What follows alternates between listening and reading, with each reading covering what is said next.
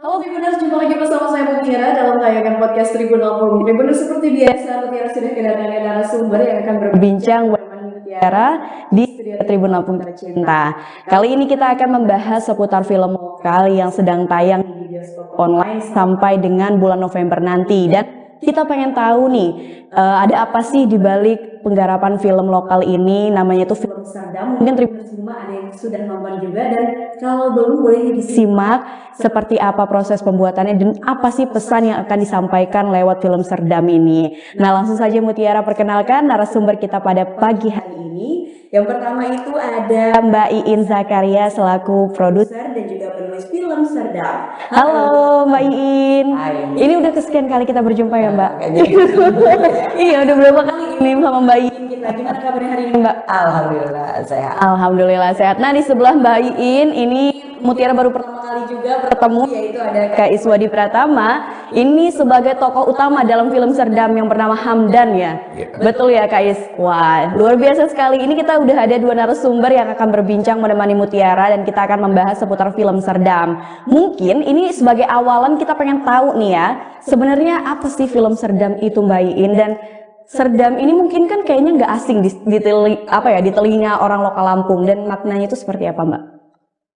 Kalau filmnya sendiri ya seperti biasa ya, genrenya genre drama, film itu, terus film pendek 25 menit yang dibuat selama 5 harian gitu sama teman-teman, diproduksi oleh Movie Lab dari Dewan Kesenian Lampung.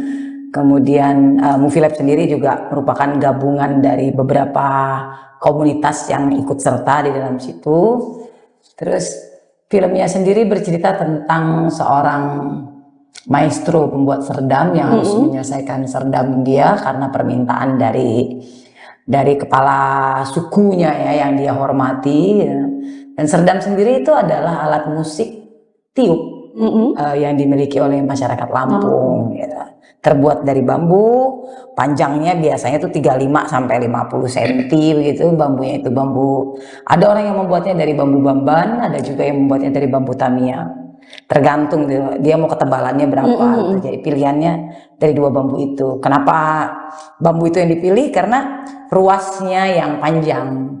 Jadi kan kalau serdam gitu kan butuh dua ruas yang saling menutup gitu kan. Biasanya kan kalau bambu kan agak pendek-pendek tuh bambu lainnya. Nah, bambu bamban dan bambu tamiang itu kebetulan dia bambu yang panjang gitu. Nah, itu yang biasanya digunakan untuk membuat alat musik serdam. Tapi inspirasi awalnya kenapa sih Mbak akhirnya menulis film ini? Sebenarnya ini dari saya tuh ngobrol ya, dulu awal-awal sekali tuh ngobrol di tempat Diantori bersama Richard, ada Mas Sukri, ya Mas Rusli di situ, terus kemudian kita ngobrol-ngobrolin apa sih alat musik Lampung ini yang unik gitu, ada Mbak atau ya kan, berceritalah kemudian Richard tentang serdam, dan kebetulan dia kan di etnomusikologi ya, di S1 penciptaan musik kok, asal di ISI Yogyakarta. Dia bilang aku skripsinya tentang itu Mbak. Dia ceritalah begini dari kampungnya. Richard dari Lampung Barat. Aku bilang wah asik tuh katanya. Pengen dong yuk bikin yuk dokumenternya aja. Gitu kan. Tapi kan berarti kan kalau dokumenter risetnya harus mendalam dong. Aku harus ke sana gitu. Makin lama makin kesini tuh kayaknya asik juga ya kalau dibikin. Jadi lebih banyak yang terlibat, lebih banyak lebih bisa memberi drama pada cerita itu, pada kisah itu, maka dibuatlah menjadi cerita fiksi. Dan awalannya itu memang kawan-kawan dari komite film Dewan Kesenian Lampung, ada Dede dan Razi waktu itu, kami memang ngobrol-ngobrol, kita bikin movie lab yuk, dan kita harus bikin film tahun ini. Ya udah, ada uang segini. Kalau uang ini kita bagi untuk teman-teman per komunitas, nggak bakal jadi apa-apa, nggak akan jadi film karena cuma sedikit gitu. Kumpulin aja komunitasnya, kumpulin, cari anak-anak terbaik lah, adik-adik yang terbaik yang kepingin bikin karya barengan, aku kumpulin, mereka tunjuk aku jadi produser. Waktu itu ya sudah, kita memilih, mereka boleh untuk menunjukkan nih skenarioku, ini skripku segala gitu. Nggak ada yang kepilih dan terpaksa ngeluarin serdam kan. Oke. biar nggak ketara kalau Biar nggak tua duluan gitu. Tapi kalau boleh tahu ini mulai apa istilahnya penggarapan filmnya sendiri dari awal tahun apa dari tahun lalu Mbak Yu? Nggak, ini tahun 2021. Wah, Dan baru kami selesaikan di tahun 2022. 2021 itu kan pas COVID lagi tinggi ya. Iya, Kami ketemu itu di bulan April atau Mei gitu ngobrolin soal ini. Kemudian Delta tinggi sekali dan kita nggak bisa keluar, nggak bisa ngapa-ngapain. Satu persatu dari kami kena COVID. Terus ya udah deh, nggak usah kemana-mana. Dan Oktober kami baru bisa. Jadi praproduksinya cukup panjang ya. Dari penulisan, rapat pertama, persiapan, penulisan. Akhirnya di bulan Oktober ya Oktober kita mulai syuting ke Lampung Barat, ke pesisir barat. Oh, jadi ngambil latarnya pesisir barat. Pesisir barat, karena di sana ada, kupikir ada bambunya, ada tumbuhnya kan memang entahlah ya, di beberapa daerah enggak tumbuh gitu. Beda karena bambunya untuk alat musik ini ya. Mungkin di daerah lain tuh nggak ada, di Pringsewu dicari nggak ada, di Gading di mana-mana nggak ada yang ada bambunya. Ternyata cuma ada di pesisir barat dan Lampung Barat, ya sudah sekalian aja di sana. Gitu. Oke. Nah ini Kak Is yang bikin penasaran kan, Kak Is berperan sebagai Hamdan. Ini tokoh utama dalam film Serdam. Boleh ceritain sedikit kepada Tribuners di rumah nih tentang sosok Hamdan di film Serdam ini seperti apa? Iya, Hamdan ini seorang ayah yang single parent lah, karena bercerai dengan istrinya ya. Istrinya kabur. Istrinya. Ya karena kelakuan Hamdan. Kelakuan Hamdan. Tukang marah itu. Kelakuan Hamdan sendiri gitu di cerita itu. Dan dia punya anak laki-laki yang ya seperti anak sekarang gitu, hobinya ngeband gitu atau ya gambarannya itu seperti anak-anak sekarang lah, yang itu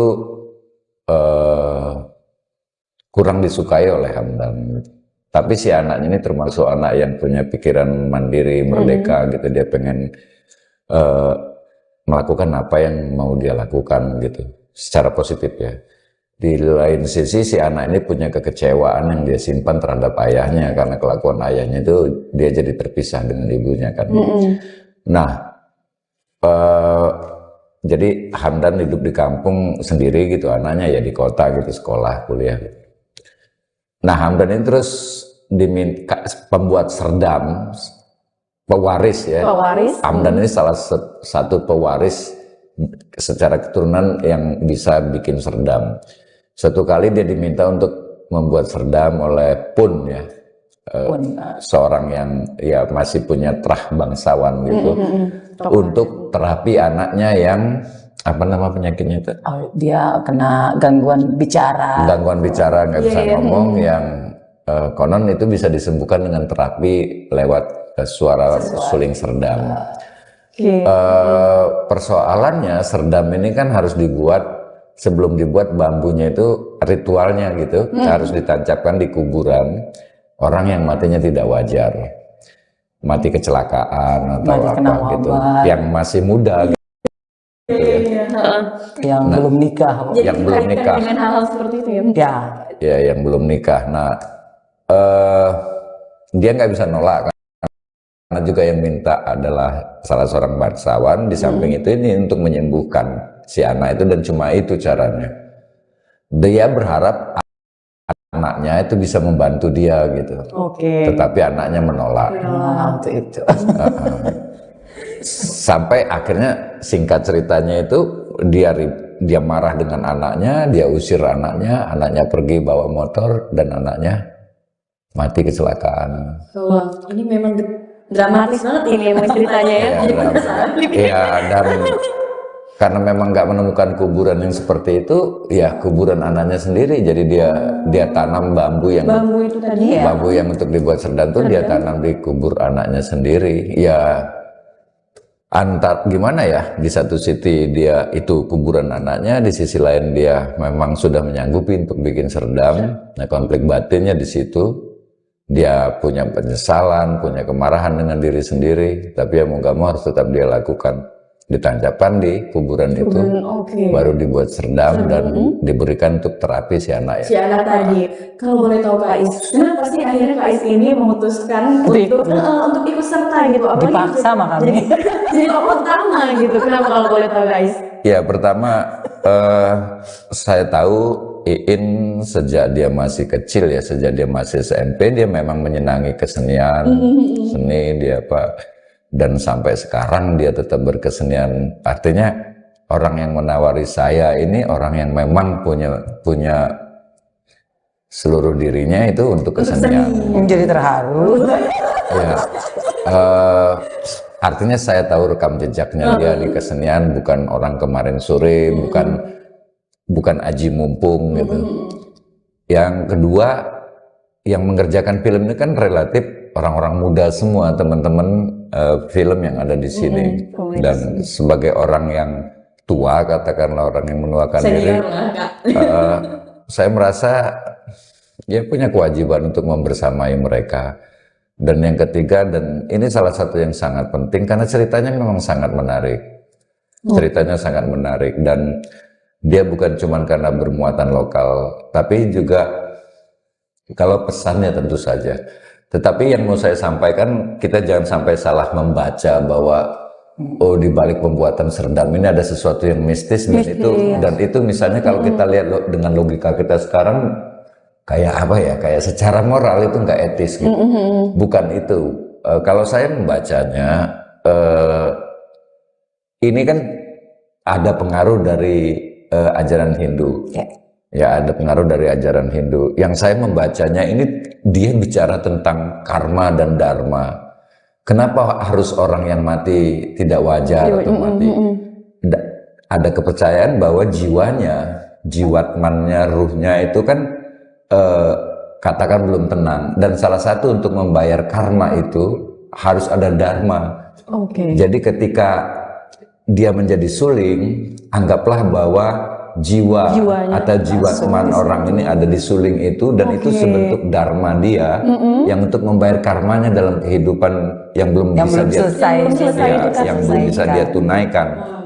Artinya suling itu kan untuk hiburan, untuk hati manusia. Lah itu menjadi kebaikan buat yang meninggal ini juga gitu. Itu menjadi dharma dia untuk melunasi karmanya. Jadi membacanya saya kira harus seperti itu. Kalau enggak nanti kita menganggap wah nggak etis ini. Ini POV-nya Tribuners nih pas nonton film Serdam itu sesuai dengan tadi kata Kak Is, dan memang ini salah satu yang bikin apa istilahnya memiliki pengaruh akhirnya sampai Kak Is terlibat dalam film Serdam untuk menjadi tokoh utama. Selain karena ceritanya yang menarik dan unik dan ada pesan yang dibawa, tapi karena juga sosok Mbak Iin itu tadi ya yang mengajaknya. Mbak Iin kalau boleh tahu nih, untuk film Serdam sendiri ini ada casting khususnya nggak sih Mbak? Kalau untuk pemeran-pemerannya? Kasih waktu aku tulis ini sih yang kebayang memang wajah Kak Is. Yang kayaknya jadi yang jahat. Enggak. Yang kebayang memang wajah Kak Is gitu kan karena ini kan memang diperuntukkan untuk teman-teman di Lampung ya. Aku sambil ngetik tuh sambil mikir ini siapa ya. Biasa itu para penulis tuh biasanya itu begitu ya. Membayangkan shadow actornya siapa nih yang bakalan pas nih buat di sini gitu. Ada pilihan-pilihan, beberapa pilihan aktor-aktor yang udah berumur di atas 50 tahunan gitu. Oh Kak Is aja deh udah karena udah mengenal Kak Is lama kan, jadi enak gitu menulisnya itu enak. Terus ya udah aku ngomong sama Dede kan si sutradaraku gitu ya. Ya udah terus kita ya udah kan lu produser. Ngomong langsung sama Kak Is. Jadi ini langsung lebih-lebihannya berdua ini ya Mbak Iin. Kan lu yang sutradaranya. Karena kita takut kan waktu itu kan kayak sibuk banget ya. Kayak sibuk perjalanan karir beliau kan Jakarta, Lampung, kemana lagi gitu kan. Kita takutnya nggak kebagian waktu itu, makanya kami kemudian segera gitu mau minta pada Kak Is, bisa nggak Kak Is nemenin kami di produksi ini. Kak Is, ayo bisa. Bulan apa Kak Is akan luangkan waktu gitu. Ya udah langsung berjalan gitu. Dan akhirnya langsung berjalan. Kalau boleh tahu selama pra dan pada saat syuting dilakukan, terus juga pasca, apa kesulitan yang Mbak Iin temuin dan juga tim mungkin dalam film Serdam ini? Yang agak sulit itu medannya ya. Medannya itu lumayan sih kupikir ya, waktu pas kita syuting yang adegan-adegan awal itu ya harus turun naik bukit, memang sih nggak begitu tinggi. Tapi kalau 10 kali kan tetap juga menginspirasi. Lumayan gitu ya. Di usia yang udah yang kami yang 40 tahun itu udah. Beberapa tempat itu lokasinya bukit, jadi kita turun naik gitu. Cut ulang, ambil dari angle sini ya, tergantung sutradara kan. Maunya Kan kayak gimana? menurut sama sutradara ya tetap aja, walaupun saya produser gitu, tetap aja nih gue turun naik gitu. Bersama mereka gitu. Aku kebayang, aduh kayak suruh pulang, turun lagi. Ini langsung dari perasaan gak enak. Aduh gak enak. Ya. Gitu. Terus kemudian cuaca, tapi alhamdulillahnya pas kami syuting kan itu lagi musim hujan. Lagi musim hujan, tapi kita nggak lancar sekali, nggak ada hujan. Di hari kelima baru hujan. Pas syuting udah mau selesai, hujan baru turun. Jadi benar-benar 5 hari syuting. Bener-bener kita 5 hari syuting itu gitu. Pas hari kelima hujan baru turun. Alhamdulillah. Hujan PR juga itu deh. Iya kan, naik bukitnya pasti becek dan sebagainya. Bener banget. Kita pikir kemarin waktu pas di pra itu, oh kita harus bikin kuburan. Kalau nggak kita cari kuburan. Gitu. Atau kita dapat kuburan yang memang udah ready gitu, udah bisa dipakai gitu. Jadi kami menumpang kuburan siapa gitu kan di satu kampung tertentu yang kita syutingnya juga di kampung itu, izin sama perwatinnya, terus bla bla bla gitu. Ya udah. Dan diizinkan di situ, itu lancar sekali sih. Oke, jadi memang tantangannya malah pas syutingnya itu karena medan tadi itu medannya, terus ya adik-adik yang baru mencoba untuk bergabung kan, iya, masih penyesuaian ya Mbak In. Penyesuaian, tapi overall semuanya lancar, mereka tuh asik-asik dan setiap orang punya idenya gini gitu. Itu udah kita tuntaskan sebelum produksi sih dari pra, jadi lancar aja waktu produksi. Ya, jadi karena semua memang udah meluangkan idenya dan udah finalisasi gitu. Nah, Kak Is boleh bertanya nih, kan Kak Is memerankan tokoh utama yang bernama Hamdan. Nah, selama memerankan tokoh Hamdan 5 hari syuting, apa yang mungkin paling berkesan deh? Bisa dari kata-kata yang paling berkesan dikeluarkan oleh Hamdan pada saat syuting atau gimana? Boleh diceritain kepada Tribuners? Mungkin lebih kepada dialog tentang bagaimana profesi membuat Serdam itu turun-temurun gitu. Ini bukan soal suka tidak suka, tetapi ini sudah menjadi kewajiban untuk melanjutkannya. Nah, jadi itu yang paling berkesan gitu. Walaupun untuk itu ada banyak hal yang sebenarnya nggak bisa diterima juga gitu. Tapi ya bukan soal suka tidak suka, ini memang sudah terahmu dan kau harus melaksanakannya. Jadi kesetiaan untuk menerima amanat gitu. Itu yang saya pikir cukup berkesan. Kenapa berkesan? Karena di titik itu kita bisa melihat sisi lain dari Hamdan.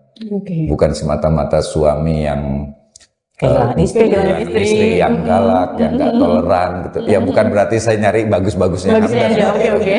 Bukan pengen harus ada bagusnya juga, bukan. Tapi ya di dalam dirinya itu ada kesetiaan untuk menjalankan profesi itu gitu.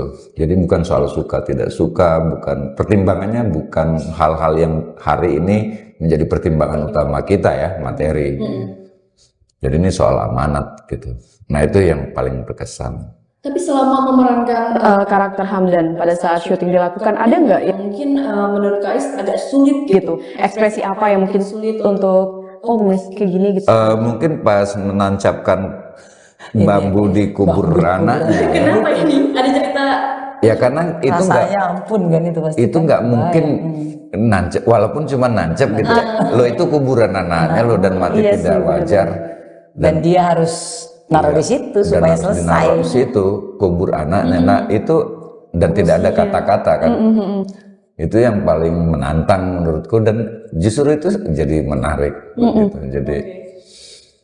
Jadi malah pada saat scene itu ya, itu yang menantang. Ya itu kita sampai beberapa kali tuh ya. Kayak punya takaran sendiri kan. Kayaknya nggak dapat ulang-ulang gitu. Aku minta prepare waktu untuk mempersiapkan diri gitu. Karena kita itu long take ya, long take artinya tidak ada cut. Nggak ada. Jadi dari Hamdan berjalan sampai ke makam Sampai itu, nancep sampai dia nancep itu satu kali satu take. kali take. Oh. Kami mau ambil emosinya kan, perubahan emosi ayahnya. Apa nih emosi puncak dia ketika dia nancep itu, emosi puncaknya kayak apa itu kalau kita cut to cut agak sulit ya, agak sulit Iya. Dapat sampaikan emosi itu Emosi ke penonton gitu. Oke, kalau pesan utama sebenarnya Mbak Iin yang pengen dibawa oleh film Serdam ini apa kepada para penonton tentunya, khususnya masyarakat Lampung yang mungkin menyaksikan melalui bioskop online. Serdam sendiri kan memang ritual pembuatannya memang begitu ya. Iya. Jadi itu aku adaptasi menjadi cerita fiksi, ya, dirangkai lah ya. Tapi sisinya begini, aku tuh kepingin gini, sebenarnya ingin mengenalkan aja sih cerita-cerita Lampung, cerita rakyat, mitos, legenda dan lain-lain. Karena aku kan orang dongeng ya. Bener sih. Biasa nyari yang begitu-begitu nih. Ini seru nih kalau Oke. Ternyata tuh juga nggak kalah sih dengan cerita-cerita dari luar di mana-mana gitu. Kalau kita bisa eksplorasi itu dan kemudian menemukan nilai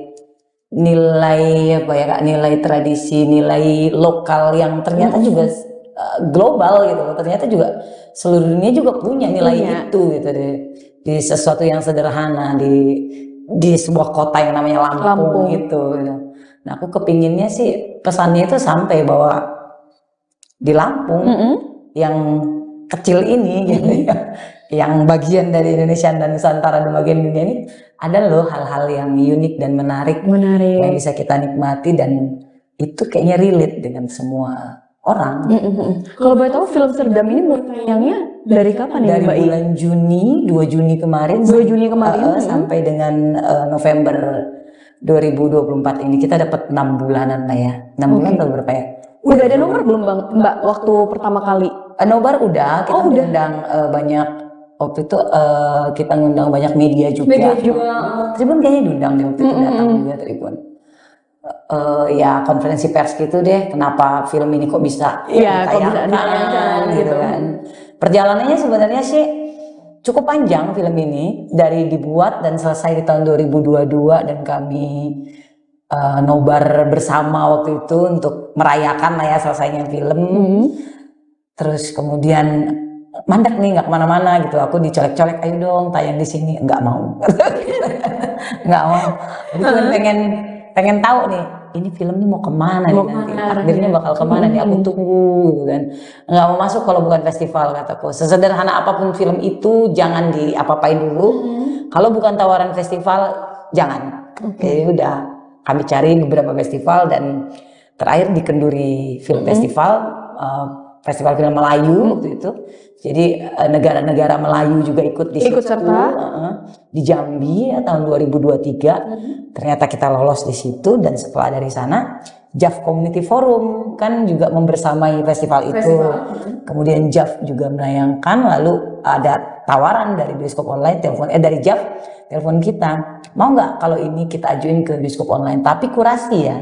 Jadi maksudnya pun kalau ini ditawarkan ya belum tentu masuk juga, kalau tidak lolos kurasi ya nggak bakalan gitu. Sama sepertinya di Kenduri waktu itu gitu, ketika ditawarin ya udah nggak apa-apa coba aja, pikir siapa tahu yang jalannya kan. Benar-benar. Karena hampir habis nih waktunya nih kan 2022, 2003 dan 2024. Udah 3 tahun filmku belum kemana-mana. Ada hanya beberapa tertati-tati gitu kan. Atau yang lolos juga di itu ya sudah. Akhirnya kami ya udah happy aja udah. Tapi sejauh ini Mbak Iin kan pastinya udah tayang dari 2 Juni pasti udah ada yang nonton ya. Nah, gimana nih tanggapan awal-awal penonton yang udah nonton film sendiri Mbak? Mereka awalnya memandang ini film horor ya, karena mistis tadi. Udah bilang mistis tadi horornya. Aku bilang ini bukan horor yang ada hantu-hantu itu, nggak ada sih. Anaknya Hamdan juga nggak kemudian menjadi hantu, itu kan enggak gitu. Tapi kalau kamu tonton itu ada rasa sesak yang horor banget, akan menyelimuti emosimu dan kamu kesal pasti. Dan benar gitu, beberapa teman kemudian nonton dan memberi review, kampret lah. sukses gua di ujung nangis. Jadi begitu gitu. Sebenarnya Mutiara juga jadi penasaran ini Mbak Iin. Harus Bioskop nonton. online ya? Ya, Oh, bioskop oke online. oke. Caranya gampang kok ya. Nah itu boleh deh, caranya gimana nih Mbak Iin kalau misalnya Tribuners mau nonton? Di Google Play Store itu ada bioskop online namanya, cari aja app bioskop online. Terus itu punya Visinema kan, rumah sinemanya Indonesia. Beli aja tiket sekitar 7 ribuan dan ada administrasinya sedikit lah gitu. Pokoknya nggak sampai mengocek naik kocek kalian tuh nggak banyak gitu ya. Dan bisa ditonton selama 48 jam satu film itu gitu. Bisa cari aja Serdam gitu. Tinggal cari aja Serdam judul filmnya. Nah ini kembali lagi ke Kais Mutiara ini kan sempat cari informasi lah. Kan Kais ini ternyata memang sudah terjun di dunia seni peran ya, teater ya kalau tidak salah. Kais boleh ceritain nggak sih ada nggak sih perbedaan pada saat berperan di seni teater gitu kan? Sedangkan ini berperan di film gitu. Iya, perbedaannya itu mungkin di proyeksi ya. Kalau di panggung kan jarak antara panggung dengan penonton itu Jauh ya. cukup jauh dan Oke. apa yang kita lakukan di panggung, penonton paling belakang juga harus ikut merasakan. Sehingga ada tenaga, ada proyeksi yang memang harus kita dorong supaya segedung itu kebagian gitu. Nah, artinya ada ukuran-ukuran yang nggak sama ketika di film. Di film kamera mendekatkan, kamera mewakili mata penonton. Jadi besarnya proyeksi kita di panggung itu harus kita ukur, Kecilin dikit iya disesuaikan depan kamera. Kalau nggak nanti terlalu iya jadi kehilangan kewajarannya gitu. Nah itu juga yang perlu dipelajari di film itu kan ini lokasi syutingnya interior atau eksterior. Nah kenapa perlu membedakan begitu? Karena proyeksi di dalam ruangan dan di luar ruangan itu tubuh, gestur itu juga harus ada perbedaan. Walaupun ditangkap kamera ya, blocking kamera di mana begitu. Nah itu menurutku yang aktor harus bisa jeli membedakan proyeksi itu, menakar emosi. Dan di film juga kan nggak berurutan kita ngambil beda dengan teater Ceritanya ya. jadi kadang mungkin yang adegan jelang-jelang ending duluan gitu, baliknya. Jadi aktor harus bisa mengatur emosinya, jadi harus membuat flow emosinya itu seperti apa. Jangan sampai misalnya ini adegan ending duluan karena masih awal-awal syuting jadi besar banget. Nah begitu di awal-awalnya nanti nggak seperti itu, jadi nggak matching gitu. Nah itu harus diperhatikan oleh aktor. Jadi dia harus kayak kalau mau di matematika kan ada statistik gitu, perubahan watak dan perubahan emosinya. Ada gelombang emosi yang harus dipelajari Ya, jadi ada perubahan perkembangan wataknya, perubahan emosinya itu harus dilihat betul. Dan takaran itu harus aktor ya guys yang ini. Aktor. Karena dia yang mengalami, dia yang akan memproyeksikan, harus aktornya sendiri gitu yang menakar. Dan harus menyampaikan perasaannya biar penonton yang melihatnya itu kebawa emosinya. Aku pernah tuh kejebak di situ. Ini bukan soal proyeksi emosi ya. Gerakan, gestur. Aku sampai ke sana iya salah ya. Kameranya cuma sampai situ gitu. Oke, jadi gestur juga ternyata ini ya harus benar-benar diperhatikan. Blocking segala kan kita kan harusnya kan lihat nih kamera di mana, sutradara pasti pokoknya Mbak wilayah lu sampai sini ya, lupa gitu kan karena kebiasaan di panggung. Dia keluar kamera bung.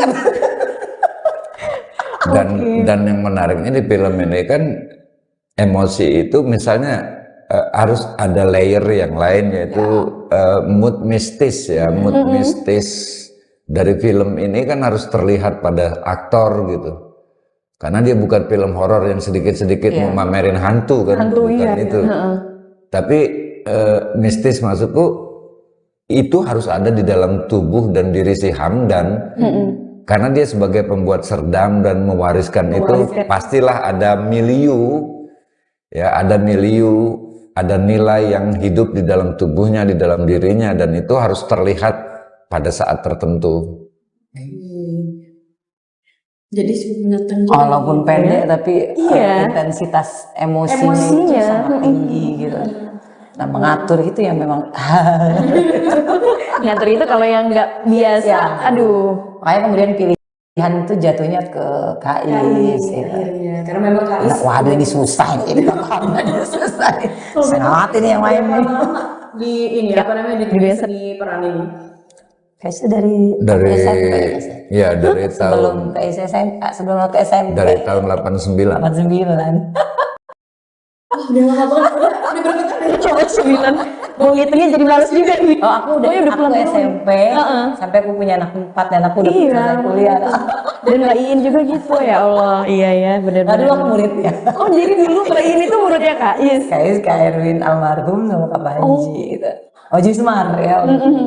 Kita masih pipik dulu gitu kan. Dulu aku melatih dia baca puisi, drama, ya acting, main teater. Tapi sejauh ini Mbak Iin ya, kalau misalkan ngelihat potensi film lokal Lampung sendiri gimana sih Mbak? Kan Mbak Iin udah menggarap beberapa film ya Mbak ya. Mutiara juga sudah sempat mendengar ada beberapa film lokal yang memang ditayangkan di bioskop online. Kalau dari kacamata Mbak Iin sebagai seorang seniman, ini bagaimana Mbak potensinya kalau untuk film lokal? Yang pertama itu kan kita nggak usah berharap gini, bukannya mau menjatuhkan mental teman-teman atau harapan teman-teman gini. Untuk membuat sebuah film yang besar, panjang dan seperti yang ada di bioskop besar itu kan biayanya sangat tinggi. Ya. Nah, kawan-kawan di Lampung sih harapannya adalah udah kita lihat aja nih potensi kita apa, potensi kita apa, kekuatan kita semana, udah kita kerjain itu dulu. Toh nanti juga kalau misalnya kita memang butuh ini kemudian menjadi sinema mikro ya, di Lampung, toh tetap juga akan makin lama kan juga akan naik gitu ya, karena kita belum ada Lampung ini kalau secara community teman-teman pembuat film itu banyak, lumayan ya, adik-adik itu nanti ada penayangan di mana gitu, kadang sama klub nonton dan lain-lainnya. Cuman maksudnya tuh biar udah jangan memandang yang berat dulu deh gitu, bikin aja dulu yang kecil-kecil, tapi dikerjakan dengan baik, dengan punya value yang tinggi filmnya, terus itu menjadi bersama, dibuat omnibusan atau apa, kita tayangin rame gitu kan, lama-lama kan industri mikronya mulai berkembang, mulai dikenal. Dan film-film Lampung sendiri, memang film Lampung pertama yang masuk bioskop online itu kita ya, Serdam ini gitu. Tapi kan nggak menutup kemungkinan nanti ada lagi yang lain, entah bisa masuk kemana gitu, ke festival mana kan alangkah banyaknya festival di Indonesia, maupun di luar negeri gitu ya, yang bisa ditembuskan gitu ya. Tahun 2016 lalu kan aku bareng Aji kan, Agus dan Agus itu kan ke Hanoi gitu kan. Bukan tidak mungkin nanti ada teman-teman yang dari Lampung juga bisa begitu lagi gitu kan. Jadi menurutku ya terus aja, nggak usah gelisah dengan kita cuma bikin gini gitu ya. Dan pun juga nggak usah mimpi dulu yang terlalu besar. Besarnya itu dalam hal kapasitas tidak terjangkau gitu. Yang kamu kenali dulu aja dulu potensimu tuh kayak apa, kekuatanmu kayak mana, kekurangannya gimana, apa yang bisa kita kerjain dari yang modal kita itu gitu. Nah, oke. Mbak Iin, Mutiara jadinya ini karena Mbak Iin menyinggung perihal dana juga dan modal ya. Nah, selama film Serdam penggarapan ini sendiri, gimana Mbak untuk dananya Mbak? Pastinya kan karena ini ke pesisir barat ya. Ya lumayan. Akomodasi, makan dan sebagainya. Kita dapat modal awal itu dari Komite Teater Dewan Kesenian Lampung kan. Kami punya budget sekian, terus kita mau bikin ini film pendek, bisa nggak Mbak? Ya bisa nggak bisa ya. Oke. Bisa kalau aku sebagai produser akan cari yang lainnya gitu kan, membuat banyak sponsor lagi ya. Yang mungkin bukan berupa uang tapi misalnya potongan penginapan, terus mobil yang tidak perlu menyewa dan lain-lain gitu. Teman-teman yang pada akhirnya ya udah kita nggak usah mikirin dulu deh budget kita berapa gini, jadi dulu nih film kita bareng-bareng. Aku bilang kan ini film bersama kan. Ya dengan modal yang diberi itu kita ya lumayan sih, cukup membantu, sangat membantu, dan tambahan dari sponsor dan lain-lain itu gitu akhirnya jadi juga ya lumayan. Bikin film itu memang nggak ada yang alat-alatnya juga ya gitu kan, aduh ya harus butuh bantuan alam semesta sih, no. Ya Allah. Ada yang mendukung ya istilahnya sampai film ini kegarap sampai bisa ditonton sama Tribuners di rumah. Dapat beasiswa Allah gitu. Iya benar-benar benar itu Mbak Iin. Oke, nah Mbak Iin ini kan perjalanan film Serdam sendiri panjang nih ya Mbak ya sampai akhirnya bisa kita tonton dan kita mungkin bisa nikmati di bioskop online tadi sudah dijelaskan Mbak Iin.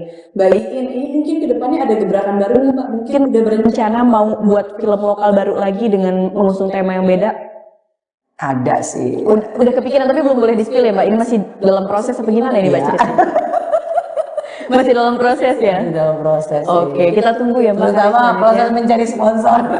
Nah ini mungkin bisa juga nih Mbak untuk Tribuners di rumah mungkin yang memang suka dengan. Kayaknya kita mau crowdfunding deh. Aku pakai itu deh, crowdfunding aja nih, ayo orang Lampung. Ada yang mau nggak nih biayain film kami nih? Nah mungkin bisa diobrolin nanti ya sama Mbak Iin ya. Satu orang kalau ada yang mau nyumbang 1 juta, 100 orang jadi 100 juta. Iya benar ya.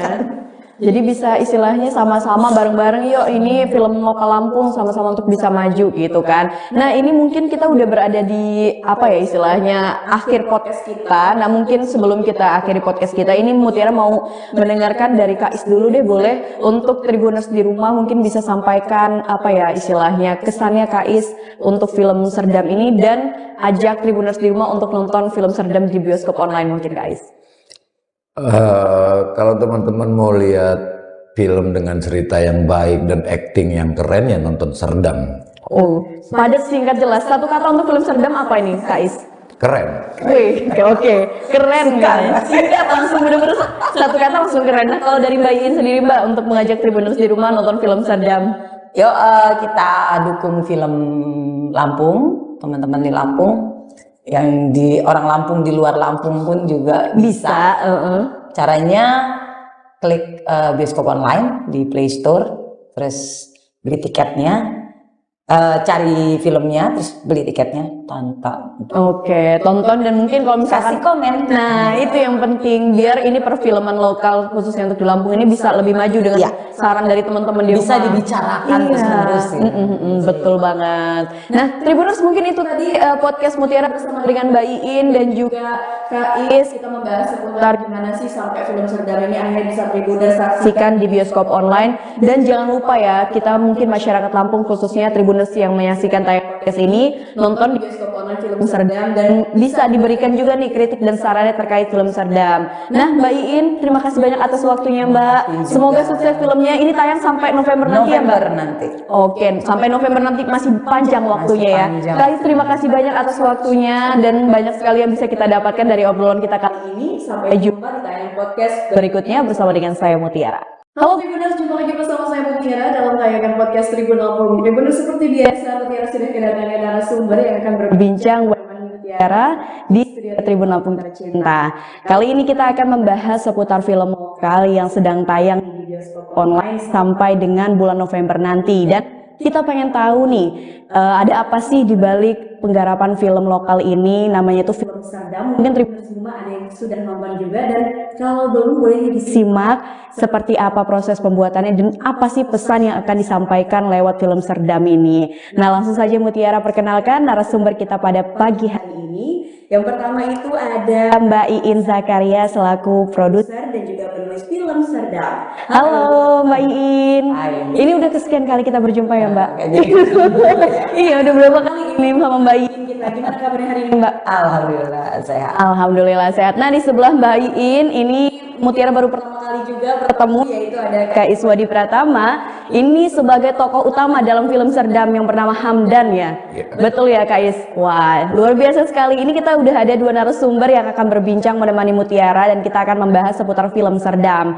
Mungkin ini sebagai awalan kita pengen tahu nih ya, sebenarnya apa sih film Serdam itu Mbak Iin dan Serdam ini mungkin kan kayaknya nggak asing di telinga orang lokal Lampung dan maknanya itu seperti apa Mbak?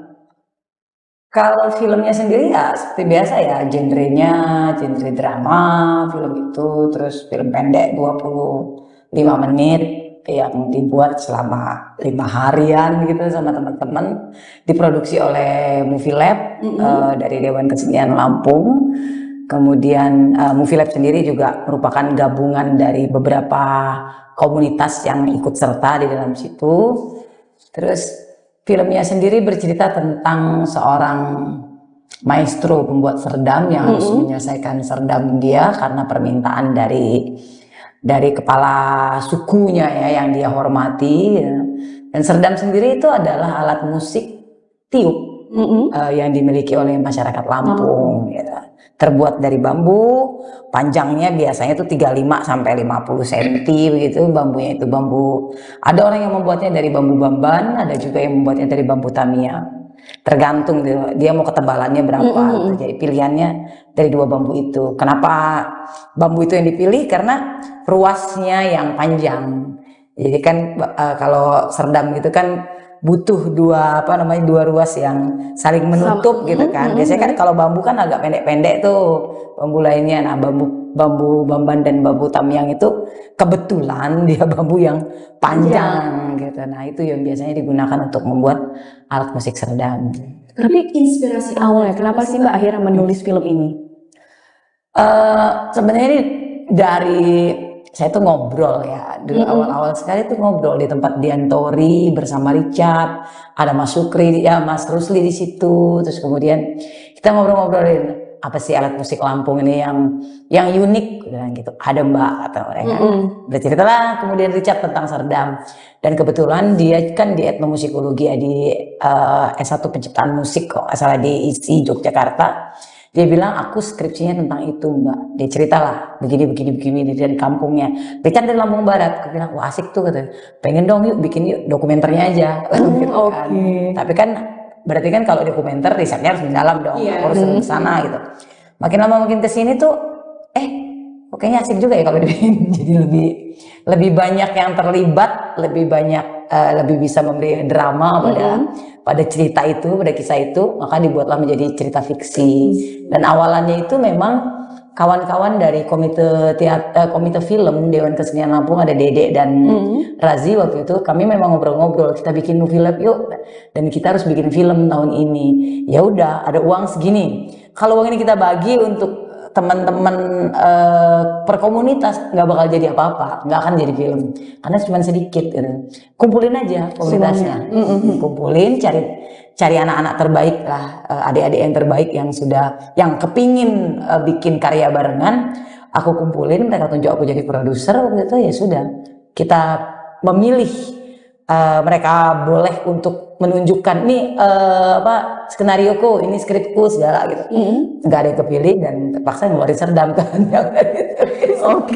Biar nggak ketara kalau tua duluan gitu. Tapi kalau boleh tahu ini mulai apa istilahnya penggarapan filmnya sendiri dari awal tahun apa dari tahun lalu Mbak? Nggak, ini tahun 2021. Wah, 2021. Dan baru kami selesaikan di tahun 2022. 2021 itu kan pas Covid lagi tinggi ya. Kami ketemu itu di bulan April atau Mei gitu ngobrolin soal ini, kemudian Delta tinggi sekali dan kita nggak bisa keluar, nggak bisa ngapa-ngapain, satu persatu dari kami kena COVID. Terus ya udah deh nggak usah kemana-mana. Dan Oktober kami baru bisa. Jadi praproduksinya cukup panjang ya, dari penulisan, rapat pertama, persiapan, penulisan, akhirnya di bulan Oktober ya Oktober kita mulai syuting ke Lampung Barat, ke pesisir barat. Oh jadi ngambil latarnya pesisir barat? Pesisir barat, karena di sana kupikir ada bambunya, ada tumbuhnya kan memang entahlah ya, di beberapa daerah enggak tumbuh gitu. Beda karena bambunya untuk alat musik ini ya? Mungkin, di daerah lain tuh nggak ada. Di Pringsewu dicari nggak ada, di Gading di mana-mana nggak ada yang ada bambunya. Ternyata cuma ada di pesisir barat dan Lampung Barat. Ya sudah, sekalian aja di sana. Gitu. Nah ini Kais yang bikin penasaran kan, Kais berperan sebagai Hamdan. Ini tokoh utama dalam film Serdam. Boleh ceritain sedikit kepada Tribuners di rumah nih tentang sosok Hamdan di film Serdam ini seperti apa? Iya, Hamdan ini seorang ayah yang single parent lah, karena bercerai dengan istrinya ya. Istrinya kabur. Ya karena kelakuan Hamdan. Marah. Kelakuan Hamdan sendiri gitu di cerita itu. Dan dia punya anak laki-laki yang ya seperti anak sekarang gitu, hobinya ngeband gitu atau ya gambarannya itu seperti anak-anak sekarang lah, yang itu kurang disukai oleh Hamdan gitu. Tapi si anaknya ini termasuk anak yang punya pikiran mandiri, merdeka gitu. Dia pengen melakukan apa yang mau dia lakukan gitu, secara positif ya. Di lain sisi si anak ini punya kekecewaan yang dia simpan terhadap ayahnya karena kelakuan ayahnya itu dia jadi terpisah dengan ibunya kan. Nah, jadi Hamdan hidup di kampung sendiri gitu, anaknya ya di kota gitu, sekolah, kuliah. Nah, Hamdan ini terus diminta pembuat serdam, pewaris ya. Pewaris. Hamdan ini salah satu pewaris secara keturunan yang bisa bikin serdam. Suatu kali dia diminta untuk membuat serdam oleh Pun ya, seorang yang ya masih punya terah bangsawan gitu, untuk terapi anaknya yang apa nama penyakitnya itu? Oh, dia kena gangguan bicara. Gangguan bicara, nggak bisa ngomong, yang konon itu bisa disembuhkan dengan terapi lewat suara suling serdam. Persoalannya serdam ini kan harus dibuat, sebelum dibuat bambunya itu ritualnya gitu, harus ditancapkan di kuburan orang yang matinya tidak wajar, mati kecelakaan atau Mati apa kena gitu, wabah. yang masih muda gitu ya, Yang belum nikah. Jadi yang belum dikaitkan nikah. dengan hal-hal seperti itu ya. Ya, Ya yang belum nikah. Nah, dia nggak bisa nolak karena juga yang minta adalah salah seorang bangsawan. Di samping itu ini untuk menyembuhkan si anak itu, dan cuma itu caranya. Dia berharap anaknya itu bisa membantu dia gitu. Tetapi anaknya menolak. waktu itu. Sampai akhirnya singkat ceritanya itu dia marah dengan anaknya, dia usir anaknya pergi bawa motor dan anaknya mati kecelakaan. Wah, ini memang dramatis banget ini emang ceritanya ya. Iya, dan karena memang nggak menemukan kuburan yang seperti itu, ya kuburan anaknya sendiri. Jadi dia tanam bambu Bambu itu tadi ya. bambu yang untuk dibuat serdam tuh dia tanam di kubur anaknya sendiri. Ya gimana ya, di satu sisi dia itu kuburan anaknya, di sisi lain dia memang sudah menyanggupi untuk bikin serdam. Nah, konflik batinnya di situ. Dia punya penyesalan, punya kemarahan dengan diri sendiri, tapi ya mau nggak mau harus tetap dia lakukan. Ditancapkan di kuburan itu, baru dibuat serdam dan diberikan untuk terapi si anak ya. Si anak tadi. Kalau boleh tahu Kak Is, kenapa sih akhirnya Kak Is ini memutuskan untuk ikut serta gitu? Apalagi Dipaksa sama kami. jadi tokoh utama gitu. Kenapa kalau boleh tahu Kak Is? Ya pertama saya tahu Iin sejak dia masih kecil ya, sejak dia masih SMP dia memang menyenangi kesenian, seni dia apa, dan sampai sekarang dia tetap berkesenian. Artinya orang yang menawari saya ini orang yang memang punya seluruh dirinya itu untuk kesenian. Menjadi terharu. Ya, artinya saya tahu rekam jejaknya dia di kesenian, bukan orang kemarin sore, bukan aji mumpung gitu. Yang kedua, yang mengerjakan film ini kan relatif orang-orang muda semua, teman-teman film yang ada di sini. Dan sebagai orang yang tua, katakanlah orang yang menuakan diri, saya merasa dia punya kewajiban untuk membersamai mereka. Dan yang ketiga, dan ini salah satu yang sangat penting karena ceritanya memang sangat menarik. Ceritanya sangat menarik dan dia bukan cuma karena bermuatan lokal, tapi juga kalau pesannya tentu saja.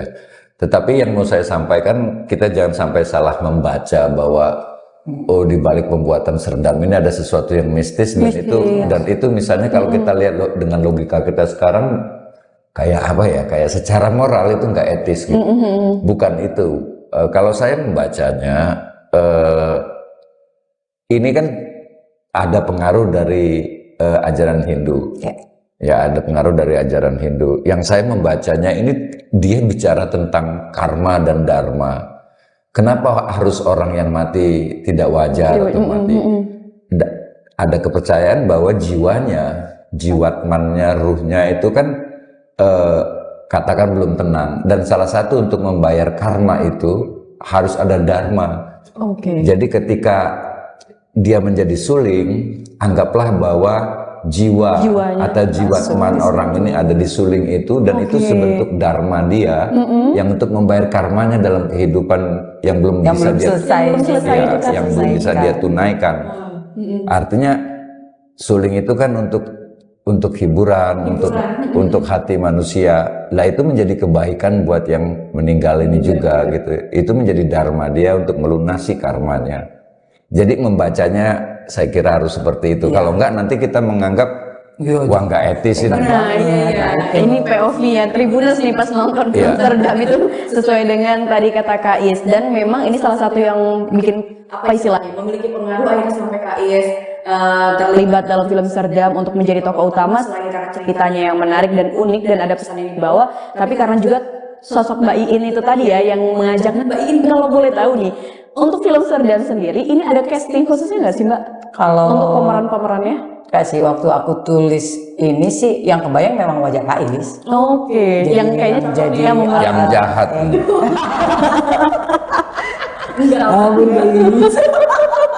Yang kebayang memang wajah Kak Iis gitu kan. Kan karena ini kan memang diperuntukkan untuk teman-teman di Lampung ya.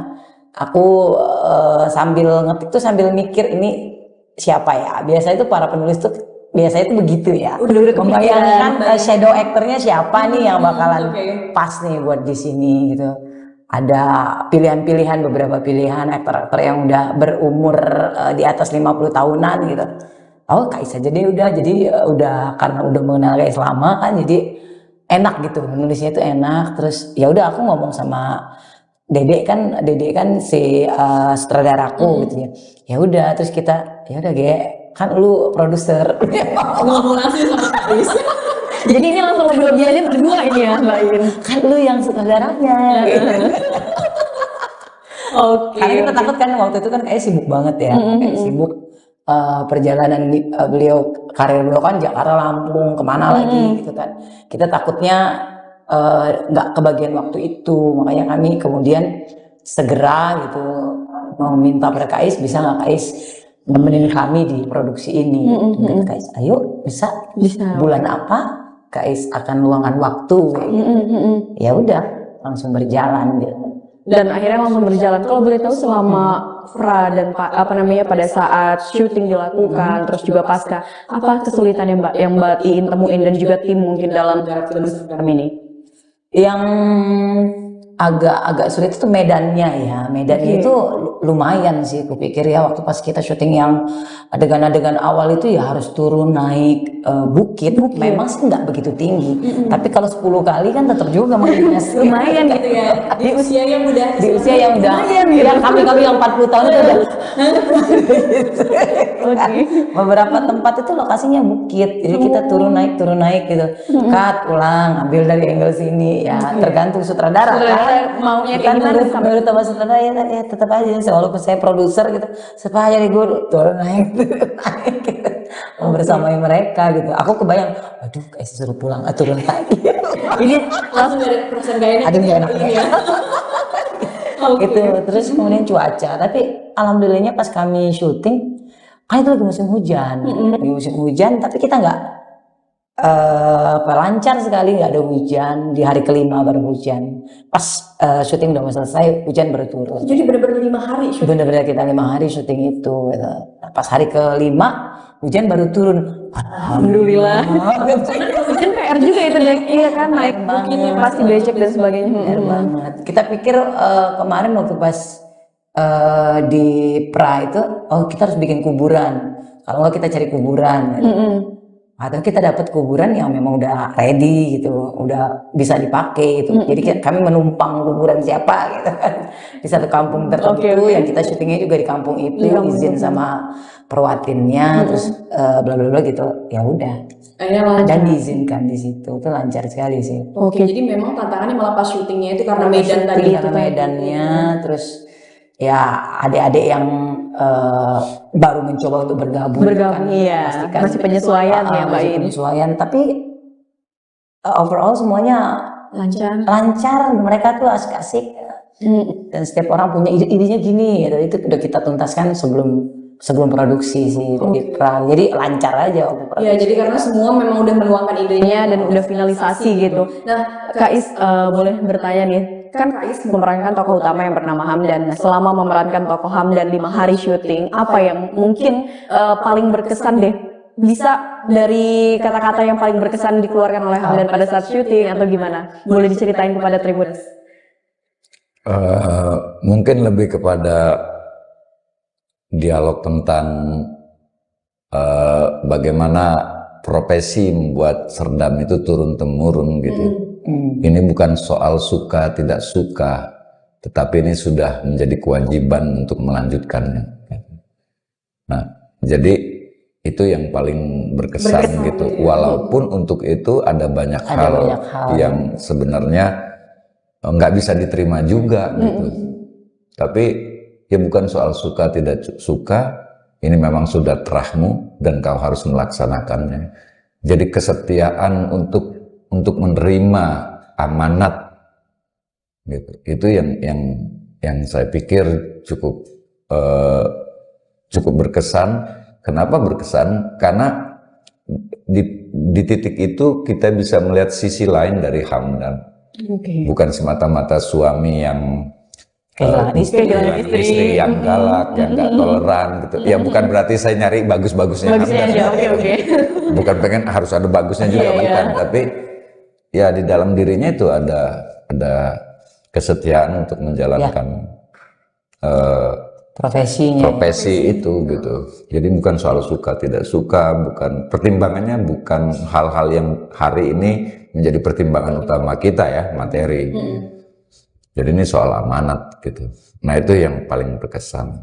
Tapi selama memerankan karakter Hamdan pada saat syuting dilakukan, ada nggak yang mungkin menurut Kak Is agak sulit gitu? Ekspresi apa yang mungkin sulit untuk kayak gini gitu? Mungkin pas menancapkan bambu di kubur anaknya. Kenapa ini? Ada cerita? Ya karena itu rasanya ampun kan itu pasti. Itu nggak mungkin nancep, walaupun cuma nancep gitu. Lo itu kuburan anaknya lo dan mati tidak wajar. Dan dia harus naruh di situ supaya selesai. Naruh di situ kubur anaknya. Nah itu dan tidak ada kata-kata kan. Itu yang paling menantang menurutku dan justru itu jadi menarik. Gitu. Jadi malah pada saat scene itu ya, itu yang menantang. Ya itu kita sampai beberapa kali tuh ya. Kayak punya takaran sendiri kan. Kayaknya nggak dapat ulang-ulang gitu. Aku minta prepare waktu untuk mempersiapkan diri gitu. Karena kita itu long take ya, long take artinya tidak ada cut. Nggak ada cut. Jadi dari Hamdan berjalan sampai ke makam sampai itu, sampai dia nancep itu satu kali take. Kami mau ambil emosinya kan, perubahan emosi ayahnya. Apa nih emosi puncak dia ketika dia nancep itu, emosi puncaknya kayak apa itu? Kalau kita cut to cut agak sulit ya, dapat sampaikan emosi itu ke penonton. Gitu. Oke, kalau pesan utama sebenarnya yang pengen dibawa oleh film Serdam ini apa kepada para penonton tentunya, khususnya masyarakat Lampung yang mungkin menyaksikan melalui bioskop online. Serdam sendiri kan memang ritual pembuatannya memang begitu ya. Iya. Jadi itu aku adaptasi menjadi cerita fiksi. Ya, dirangkai lah ya. Satu sisinya begini, aku tuh kepingin gini. Sebenarnya ingin mengenalkan aja sih cerita-cerita Lampung, cerita rakyat, mitos, legenda dan lain-lain. Karena aku orang dongeng ya. Bener sih. Biasa nyari yang begitu-begitu nih. Ini seru nih kalau di Oke. Ternyata tuh juga nggak kalah sih dengan cerita-cerita dari luar, dari mana-mana gitu. Kalau kita bisa eksplorasi itu dan kemudian menemukan nilai tradisi, nilai lokal yang ternyata juga global gitu. Ternyata juga seluruh dunia juga punya nilai itu gitu di sesuatu yang sederhana di sebuah kota yang namanya Lampung. Gitu. Nah, aku kepinginnya sih pesannya itu sampai bahwa di Lampung yang kecil ini gitu ya, yang bagian dari Indonesia dan Nusantara dan bagian dunia ini ada loh hal-hal yang unik dan menarik yang bisa kita nikmati dan itu kayaknya relate dengan semua orang. Kalau boleh tahu film Serdam ini mulai tayangnya dari kapan nih Dari Mbak I? bulan Juni, 2 Juni kemarin, 2 Juni kemarin, sampai dengan November 2024 ini kita dapat 6 bulanan lah ya. 6 bulan atau berapa ya? Udah ada nomor belum Bang Mbak waktu pertama kali? Nobar udah, kita ngundang banyak, waktu itu kita ngundang banyak media juga. Tribun kayaknya diundang deh waktu itu, datang juga Tribun. Ya konferensi pers gitu deh, kenapa film ini kok bisa ditayangkan gitu kan. Perjalanannya sebenarnya sih cukup panjang film ini, dari dibuat dan selesai di tahun 2022 dan kami nobar bersama waktu itu untuk merayakan lah ya selesainya film. Terus kemudian mandek nih nggak kemana-mana gitu, aku dicolek-colek, ayo dong tayang di sini, nggak mau.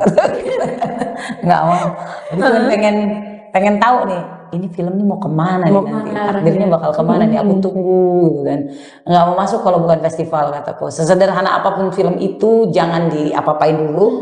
Kalau bukan tawaran festival jangan. Jadi udah kami cari beberapa festival dan terakhir di Kenduri Film Festival, Festival Film Melayu waktu itu. Jadi negara-negara Melayu juga ikut di situ. Di Jambi ya, tahun 2023. Ternyata kita lolos di situ, dan setelah dari sana JAF Community Forum kan juga membersamai festival itu. Kemudian JAF juga menayangkan, lalu ada tawaran dari bioskop online, dari JAF telepon kita, mau nggak kalau ini kita ajuin ke bioskop online, tapi kurasi ya. Jadi maksudnya pun kalau ini ditawarkan ya belum tentu masuk juga, kalau tidak lolos kurasi ya nggak bakalan gitu. Sama sepertinya di Kenduri waktu itu gitu, ketika ditawarin, ya udah nggak apa-apa, coba aja, aku pikir siapa tahu yang jalannya kan. Benar-benar. Karena hampir habis nih waktunya nih kan, 2022, 2003 dan 2024. Udah 3 tahun filmku belum kemana-mana. Ada hanya beberapa tertati-tati gitu kan. Atau lolos juga di itu, ya sudah. Akhirnya kami ya udah happy aja udah. Tapi sejauh ini Mbak Iin kan pastinya udah tayang dari 2 Juni, pasti udah ada yang nonton ya. Nah, gimana nih tanggapan awal-awal penonton yang udah nonton film sendiri Mbak? Mereka awalnya memandang ini film horor ya, karena mistis tadi ya. Udah bilang mistis tadi horornya. Aku bilang ini bukan horor yang ada hantu-hantu itu, nggak ada. Anaknya Hamdan juga nggak kemudian menjadi hantu, itu kan enggak gitu. Tapi kalau kamu tonton itu ada rasa sesak yang horor banget, akan menyelimuti emosimu dan kamu sesal pasti. Dan benar gitu, beberapa teman kemudian nonton dan memberi review, kampret lah sukses gua di ujung nangis begitu. Sebenarnya mungkin ada juga jadi penasaran ini Mbak Iin. Harus nonton ya? Ya, oke. Caranya gampang banget ya. Nah itu boleh deh, caranya gimana nih Mbak Iin kalau misalkan Tribuners mau nonton? Di Google Play Store itu ada bioskop online namanya, cari aja app bioskop online. Terus itu punya Visinema kan, rumah sinemanya Indonesia. Beli aja tiket sekitar 7 ribuan dan ada administrasinya sedikit lah gitu. Pokoknya nggak sampai mengocek, naik kocek kalian tuh nggak banyak gitu ya. Dan bisa ditonton selama 48 jam satu film itu gitu. Bisa cari aja Serdam gitu. Cari aja Serdam judul filmnya. Nah ini kembali lagi ke Kais Mutiara ini kan sempat cari informasi lah. Kan Kais ini ternyata memang sudah terjun di dunia seni peran ya, teater ya kalau tidak salah. Kais boleh ceritain nggak sih, ada nggak sih perbedaan pada saat berperan di seni teater gitu kan, sedangkan ini berperan di film gitu? Iya, perbedaannya itu mungkin di proyeksi ya. Kalau di panggung kan jarak antara panggung dengan penonton itu cukup jauh dan apa yang kita lakukan di panggung, penonton paling belakang juga harus ikut merasakan. Sehingga ada tenaga, ada proyeksi yang memang harus kita dorong supaya segedung itu kebagian gitu. Nah, artinya ada ukuran-ukuran yang nggak sama ketika di film. Di film kamera mendekatkan, kamera mewakili mata penonton. Jadi besarnya proyeksi kita di panggung itu harus kita ukur, disesuaikan depan kamera. Kalau enggak nanti terlalu jadi kehilangan kewajarannya gitu. Nah itu juga yang perlu dipelajari di film itu kan, ini lokasi syutingnya interior atau eksterior. Nah, kenapa perlu membedakan begitu? Karena proyeksi di dalam ruangan dan di luar ruangan itu tubuh, gestur itu juga harus ada perbedaan. Walaupun ditangkap kamera ya, blocking kamera di mana begitu. Nah, itu menurutku yang aktor harus bisa jeli membedakan proyeksi itu, menakar emosi.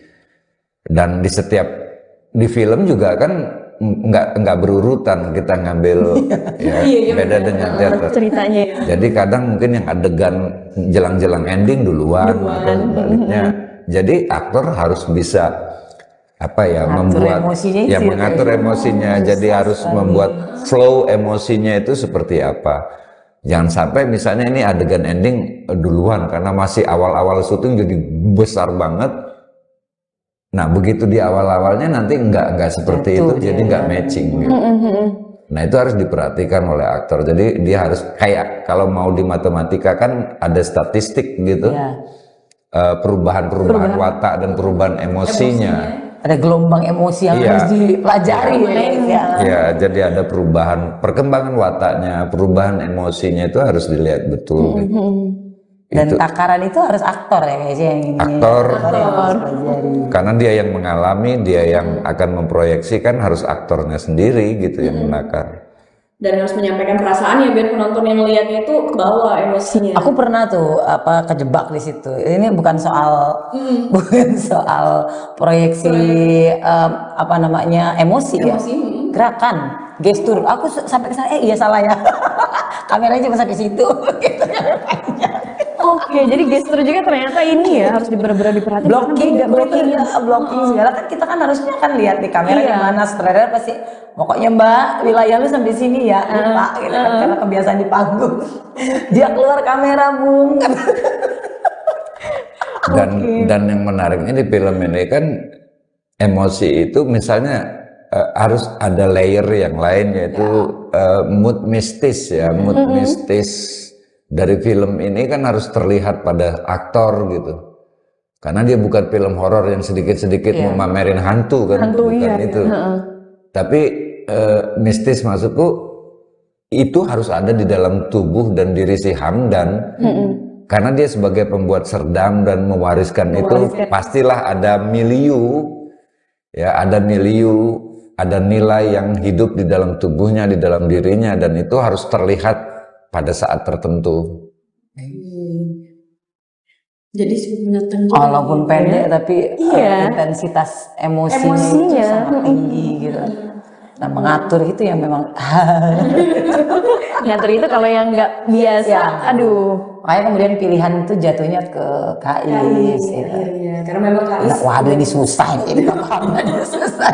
Sangat ini yang main di ini apa namanya di biasa di peran ini. Kayaknya dari SMP.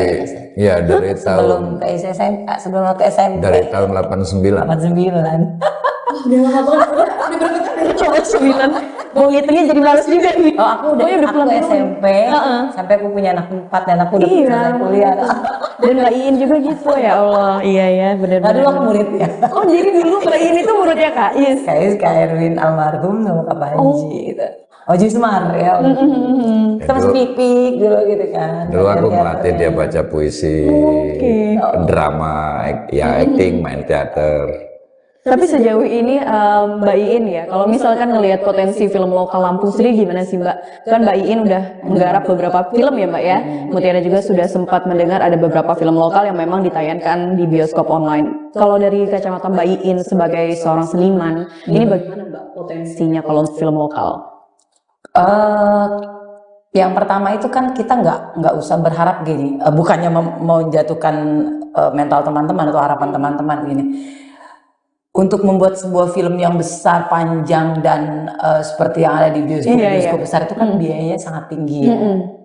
Nah, kawan-kawan di Lampung sih harapannya adalah udah kita lihat aja nih potensi kita apa, potensi kita apa, kekuatan kita semana, itu kita kerjain itu dulu.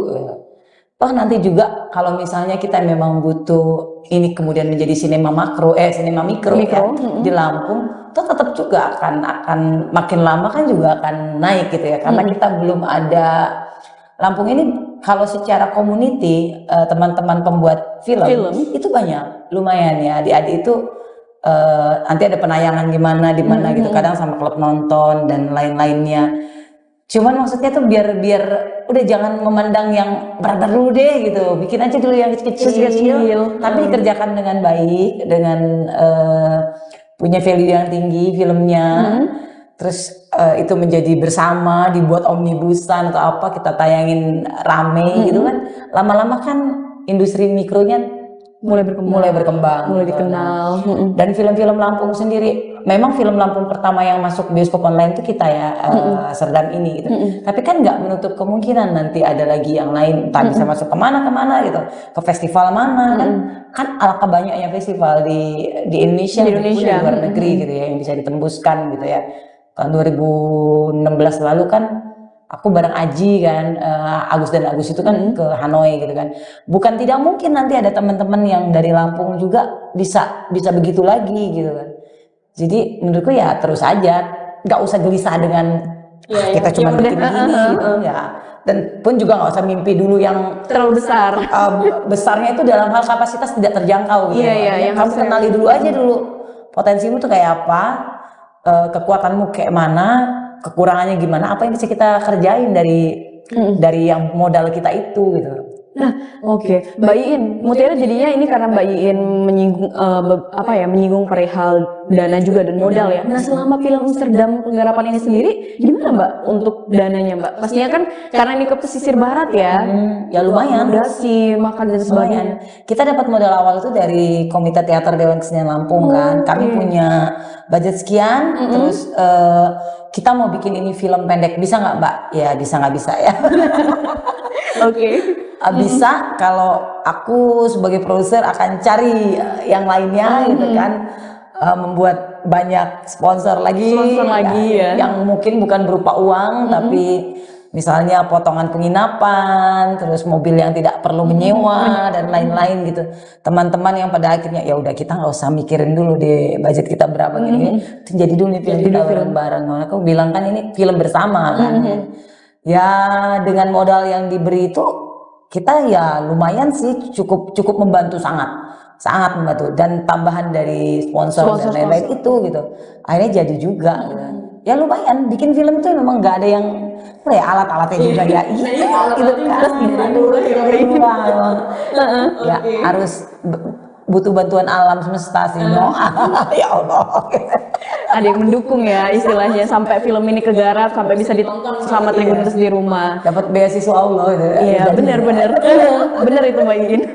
Oke, nah Mbak Iin ini kan perjalanan film Serdam sendiri panjang nih ya Mbak ya, sampai akhirnya bisa kita tonton dan kita mungkin bisa nikmati di bioskop online, tadi sudah jelaskan Mbak Iin. Mbak Iin ini mungkin kedepannya ada gebrakan baru nih Mbak, mungkin udah berencana mau buat film lokal baru lagi dengan mengusung tema yang beda? Ada sih. Udah kepikiran tapi belum boleh di-spill ya Mbak, ini masih dalam proses apa gimana ini Mbak ceritanya? Masih dalam proses ya? Masih dalam proses. Oke, kita tunggu ya Mbak. Terutama proses mencari sponsor. Nah ini mungkin bisa juga nih Mbak untuk Tribuners di rumah mungkin yang memang suka dengan. Kayaknya kita mau crowdfunding deh. Aku pakai itu deh, crowdfunding aja nih, ayo orang Lampung. Ada yang mau nggak nih biayain film kami nih? Nah mungkin bisa diobrolin nanti ya sama Mbak Iin ya. Satu orang kalau ada yang mau nyumbang 1 juta, 100 orang jadi 100 juta. Iya benar ya. Jadi bisa istilahnya sama-sama bareng-bareng yuk ini film lokal Lampung sama-sama untuk bisa maju gitu kan. Nah ini mungkin kita udah berada di apa ya istilahnya akhir podcast kita. Nah mungkin sebelum kita akhiri podcast kita ini Mutiara mau mendengarkan dari Kak Is dulu deh boleh, untuk Tribuners di rumah mungkin bisa sampaikan apa ya istilahnya kesannya Kak Is untuk film Serdam ini dan ajak Tribuners di rumah untuk nonton film Serdam di bioskop online mungkin Kak Is. Kalau teman-teman mau lihat film dengan cerita yang baik dan acting yang keren ya nonton Serdam. Oh, padat singkat jelas. Satu kata untuk film Serdam apa ini, Kak Is? Keren. Wih, oke. Keren kan? Singkat langsung bener-bener satu kata langsung keren. Nah, kalau dari Mbak Iin sendiri Mbak untuk mengajak Tribuners di rumah nonton film Serdam. Yuk kita dukung film Lampung, teman-teman di Lampung. Yang di orang Lampung di luar Lampung pun juga bisa. Caranya klik bioskop online di Play Store, terus beli tiketnya, Cari filmnya terus beli tiketnya, tonton. Oke, tonton dan mungkin kalau misalkan Kasih komen. nah itu yang penting biar ini perfilman lokal khususnya untuk di Lampung ini bisa lebih maju dengan Iya. saran dari teman-teman di Bisa rumah. dibicarakan Iya. terus-menerus ya. Betul banget. Nah, Tribuners mungkin itu tadi podcast Mutiara bersama dengan Mbak Iin dan juga Kak Is, kita membahas seputar gimana sih sampai film Serdam ini akhirnya bisa Tribuners saksikan di bioskop online. Dan jangan lupa ya, kita mungkin masyarakat Lampung khususnya Tribuners yang menyaksikan tayang podcast ini nonton di bioskop online film Serdam dan bisa diberikan juga nih kritik dan sarannya terkait film Serdam. Nah, Mbak Iin, terima kasih banyak atas waktunya Mbak. Semoga sukses filmnya. Ini tayang sampai November nanti ya Mbak? nanti. Oke, sampai November nanti masih panjang waktunya ya. panjang. Guys, terima kasih banyak atas waktunya dan banyak sekali yang bisa kita dapatkan dari obrolan kita kali ini. Sampai jumpa di tayangan podcast berikutnya bersama dengan saya Mutiara. Halo Tribuners, jumpa lagi bersama saya Mutiara dalam tayangan podcast Tribun Lampung. Tribuners, seperti biasa Mutiara sudah kedatangan narasumber yang akan berbincang bersama Mutiara di studio Tribun Lampung tercinta. Kali ini kita akan membahas seputar film lokal yang sedang tayang di bioskop online sampai dengan bulan November nanti. Dan kita pengen tahu nih, ada apa sih di balik penggarapan film lokal ini, namanya itu film Serdam. Mungkin Tribuners rumah ada yang sudah nonton juga, dan kalau belum boleh disimak seperti apa proses pembuatannya dan apa sih pesan yang akan disampaikan lewat film Serdam ini. Nah, langsung saja Mutiara perkenalkan narasumber kita pada pagi hari ini. Yang pertama itu ada Mbak Iin Zakaria selaku produser dan juga penulis film Serdam. Halo Mbak Iin. Hai. Ini udah kesekian kali kita berjumpa ya Mbak? Kayaknya Iya, udah berapa kali ini sama Mbak Iin kita. Gimana kabarnya hari ini Mbak? Alhamdulillah sehat. Alhamdulillah sehat. Nah, di sebelah Mbak Iin ini Mutiara baru pertama kali juga bertemu, yaitu ada Kak Iswadi Pratama. Ini sebagai tokoh utama dalam film Serdam yang bernama Hamdan ya. Betul ya Kak Is? Wah, luar biasa sekali. Ini kita udah ada dua narasumber yang akan berbincang menemani Mutiara dan kita akan membahas seputar film Serdam. Mungkin ini sebagai awalan kita pengen tahu nih ya, sebenarnya apa sih film Serdam itu Mbak Iin, dan Serdam ini mungkin kan kayaknya nggak asing di telinga orang lokal Lampung, dan maknanya itu seperti apa Mbak? Kalau filmnya sendiri ya seperti biasa ya, genrenya genre drama, film itu, terus film pendek 25 menit yang dibuat selama 5 harian gitu sama teman-teman, diproduksi oleh Movie Lab dari Dewan Kesenian Lampung. Kemudian Movie Lab sendiri juga merupakan gabungan dari beberapa komunitas yang ikut serta di dalam situ. Terus filmnya sendiri bercerita tentang seorang maestro pembuat serdam yang harus menyelesaikan serdam dia karena permintaan dari kepala sukunya ya yang dia hormati. Dan serdam sendiri itu adalah alat musik tiup yang dimiliki oleh masyarakat Lampung. Gitu. Terbuat dari bambu, panjangnya biasanya itu 35 sampai 50 cm begitu, bambunya itu bambu. Ada orang yang membuatnya dari bambu bamban, ada juga yang membuatnya dari bambu tamiya. Tergantung dia mau ketebalannya berapa. Jadi pilihannya dari dua bambu itu. Kenapa bambu itu yang dipilih? Karena ruasnya yang panjang. Jadi kan kalau serdam gitu kan butuh dua ruas yang saling menutup gitu kan. Biasanya kan kalau bambu kan agak pendek-pendek tuh bambu lainnya. Nah, bambu bamban dan bambu tamiang itu kebetulan dia bambu yang panjang gitu. Nah, itu yang biasanya digunakan untuk membuat alat musik serdam. Tapi inspirasi awalnya kenapa sih Mbak akhirnya menulis film ini? Sebenarnya ini dari saya tuh ngobrol ya, dulu awal-awal sekali tuh ngobrol di tempat Diantori bersama Richard, ada Mas Sukri, ya Mas Rusli di situ, terus kemudian kita ngobrol-ngobrolin apa sih alat musik Lampung ini yang unik gitu. Ada Mbak atau mereka berceritalah kemudian Richard tentang serdam, dan kebetulan dia kan di etnomusikologi ya, di S1 penciptaan musik kok asal di ISI Yogyakarta. Dia bilang aku skripsinya tentang itu Mbak. Dia ceritalah begini dari kampungnya. Richard dari Lampung Barat. Aku bilang wah asik tuh katanya. Pengen dong yuk bikin yuk dokumenternya aja. Gitu kan. Tapi kan berarti kan kalau dokumenter risetnya harus mendalam dong. Harus ke sana gitu.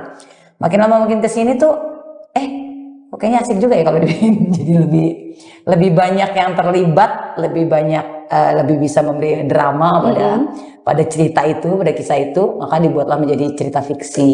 Dan awalannya itu memang kawan-kawan dari komite film Dewan Kesenian Lampung, ada Dede dan Razi waktu itu, kami memang ngobrol-ngobrol, kita bikin movie lab yuk, dan kita harus bikin film tahun ini.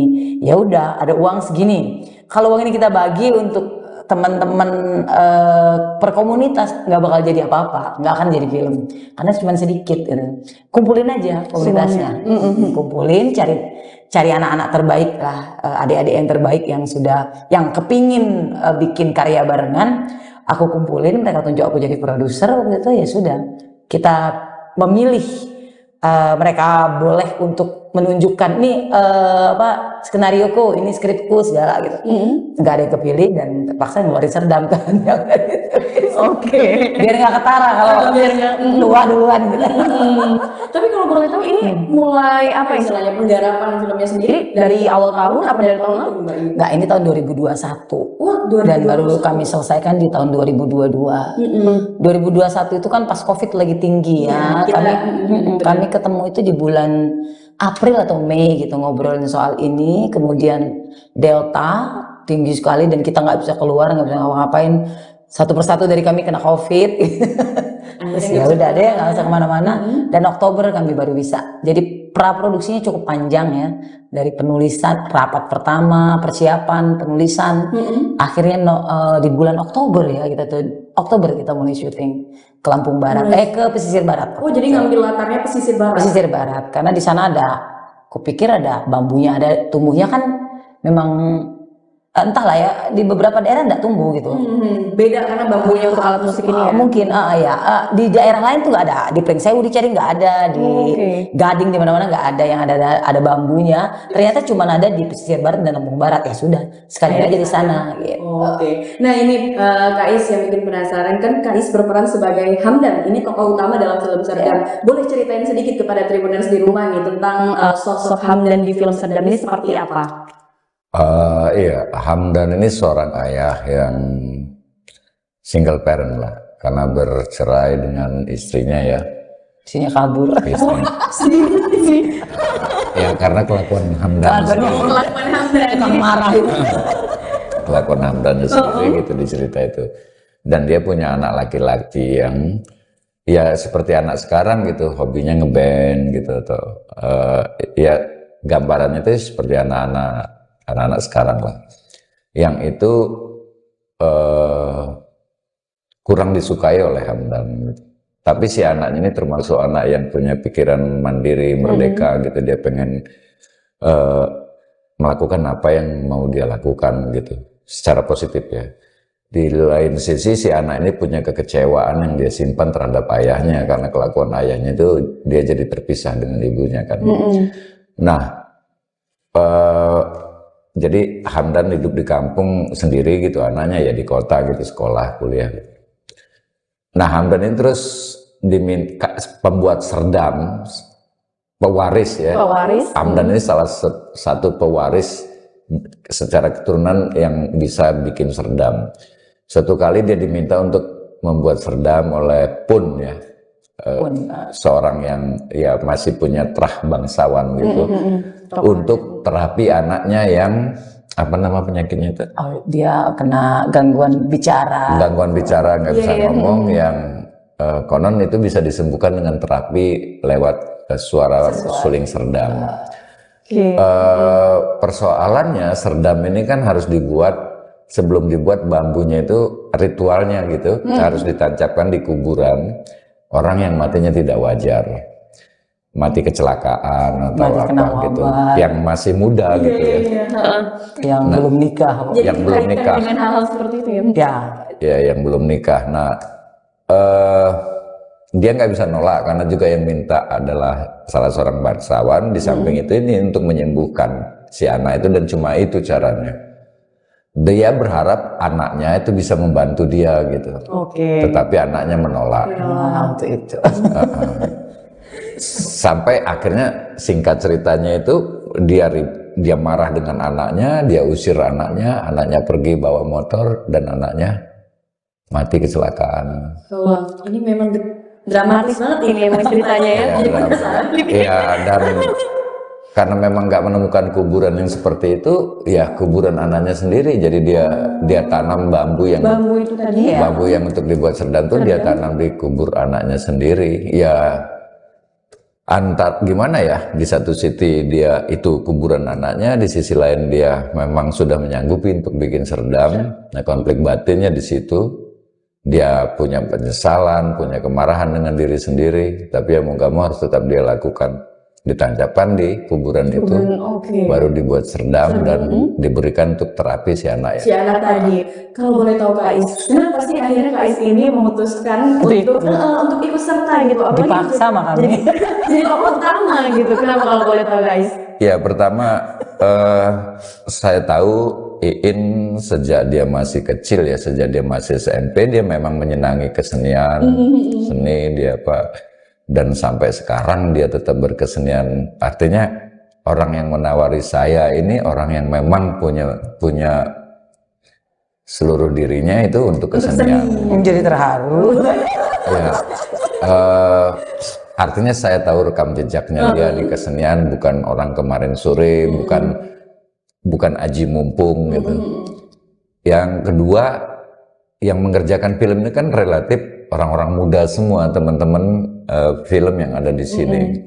Dan sebagai orang yang tua, katakanlah orang yang menuakan diri, saya merasa dia punya kewajiban untuk membersamai mereka.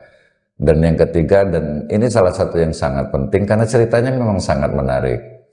Ceritanya sangat menarik dan dia bukan cuma karena bermuatan lokal, tapi juga kalau pesannya tentu saja.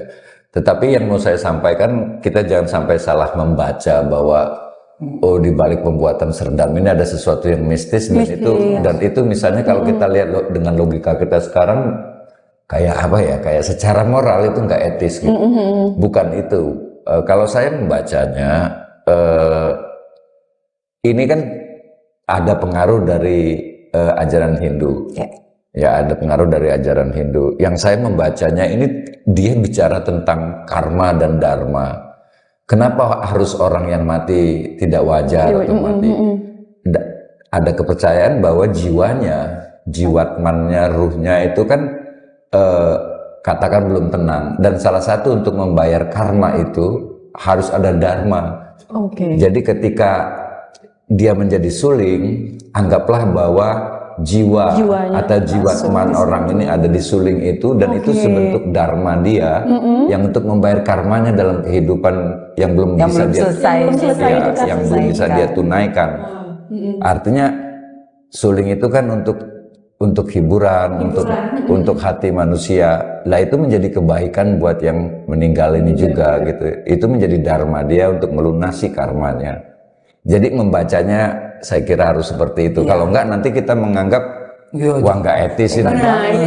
Ini POV-nya Tribuners nih pas nonton film Serdam itu sesuai dengan tadi kata Kak Is. Dan memang ini salah satu yang bikin apa istilahnya memiliki pengaruh akhirnya sampai Kak Is terlibat dalam film Serdam untuk menjadi tokoh utama selain karena ceritanya yang menarik dan unik dan ada pesan yang dibawa, tapi karena juga sosok Mbak Iin itu tadi ya yang mengajak. Mbak Iin kalau boleh tahu nih, untuk film Serdam sendiri ini ada casting khususnya nggak sih Mbak? Kalau untuk pemeran-pemerannya?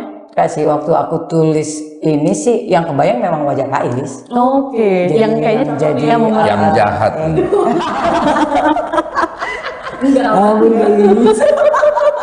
Yang kebayang memang wajah Kak Is gitu kan karena ini kan memang diperuntukkan untuk teman-teman di Lampung ya. Aku sambil ngetik tuh sambil mikir ini siapa ya. Biasanya itu para penulis tuh biasanya itu begitu ya. Udah membayangkan shadow actornya siapa nih yang bakalan pas nih buat di sini gitu. Ada pilihan-pilihan, beberapa pilihan aktor-aktor yang udah berumur di atas 50 tahunan gitu. Oh Kak Is aja deh udah karena udah mengenal Kak Is lama kan jadi enak gitu menulisnya itu enak. Terus ya udah aku ngomong sama Dede kan si sutradaraku gitu ya. Ya udah terus kita ya udah kan lu produser ngomong langsung sama Kak Is. Jadi ini langsung lebih-lebihannya berdua ini ya Mbak Iin. Kan lu yang sutradaranya gitu. Karena kita takut kan waktu itu kan kayak sibuk banget ya. Kayak sibuk perjalanan beliau, karir beliau kan Jakarta, Lampung, kemana lagi gitu kan. Kita takutnya nggak kebagian waktu itu, makanya kami kemudian segera gitu meminta pada Kais, bisa nggak Kais nemenin kami di produksi ini. Dan Kais, ayo bisa bulan apa Kais akan luangkan waktu. Ya udah langsung berjalan gitu. Dan akhirnya langsung berjalan. Kalau boleh tahu selama Fra dan pada saat syuting dilakukan, terus juga pasca, apa kesulitan yang Mbak Iin temuin dan juga tim mungkin dalam film Serendam ini? Yang agak sulit itu medannya ya. Medannya itu lumayan sih, kupikir ya, waktu pas kita syuting yang adegan-adegan awal itu ya harus turun naik bukit. Memang sih nggak begitu tinggi, tapi kalau 10 kali kan tetap juga lumayan gitu ya. Di usia yang udah yang kami yang 40 tahun itu udah beberapa tempat itu lokasinya bukit, jadi kita turun naik gitu. Cut, ulang, ambil dari angle sini ya, tergantung sutradara kan maunya kan, kayak gimana. menurut sama sutradara ya tetap aja, walaupun saya produser gitu, supaya jadi gue turun naik gitu. Membersamai mereka gitu. Aku kebayang, aduh kayak suruh pulang, turun lagi. Ini langsung ada perasaan gak enak. Aduh gak enak ya. Gitu. Terus kemudian cuaca, tapi alhamdulillahnya pas kami syuting kan itu lagi musim hujan, tapi kita nggak lancar sekali, nggak ada hujan. Di hari kelima baru hujan. Pas syuting udah mau selesai, hujan baru turun. Jadi benar-benar 5 hari syuting. Benar-benar kita 5 hari syuting itu. Gitu. Pas hari kelima hujan baru turun. Alhamdulillah. Hujan PR juga itu, iya kan, naik bukitnya pasti becek dan sebagainya. PR banget. Kita pikir kemarin waktu pas di pra itu, oh kita harus bikin kuburan. Kalau nggak kita cari kuburan. Gitu. Atau kita dapat kuburan yang memang udah ready gitu, udah bisa dipakai gitu. Jadi kami menumpang kuburan siapa gitu kan di satu kampung tertentu yang kita syutingnya juga di kampung itu, izin sama perwatinnya, terus bla bla bla gitu. Ya udah. Dan diizinkan di situ, itu lancar sekali sih. Oke, jadi memang tantangannya malah pas syutingnya itu karena medan tadi itu, medannya, terus ya adik-adik yang baru mencoba untuk bergabung kan, iya, masih penyesuaian ya Mbak Iin. Penyesuaian, tapi overall semuanya lancar. Mereka tuh asik-asik dan setiap orang punya idenya gini gitu. Itu udah kita tuntaskan sebelum produksi sih. Jadi lancar aja waktu produksi. Ya, jadi karena semua memang udah menuangkan idenya dan udah finalisasi gitu. Nah, Kais boleh bertanya nih, kan Kais memerankan tokoh utama yang bernama Hamdan. Selama memerankan tokoh Hamdan 5 hari syuting, apa yang mungkin paling berkesan deh? Bisa dari kata-kata yang paling berkesan dikeluarkan oleh Hamdan pada saat syuting atau gimana? Boleh diceritain kepada Tribuners?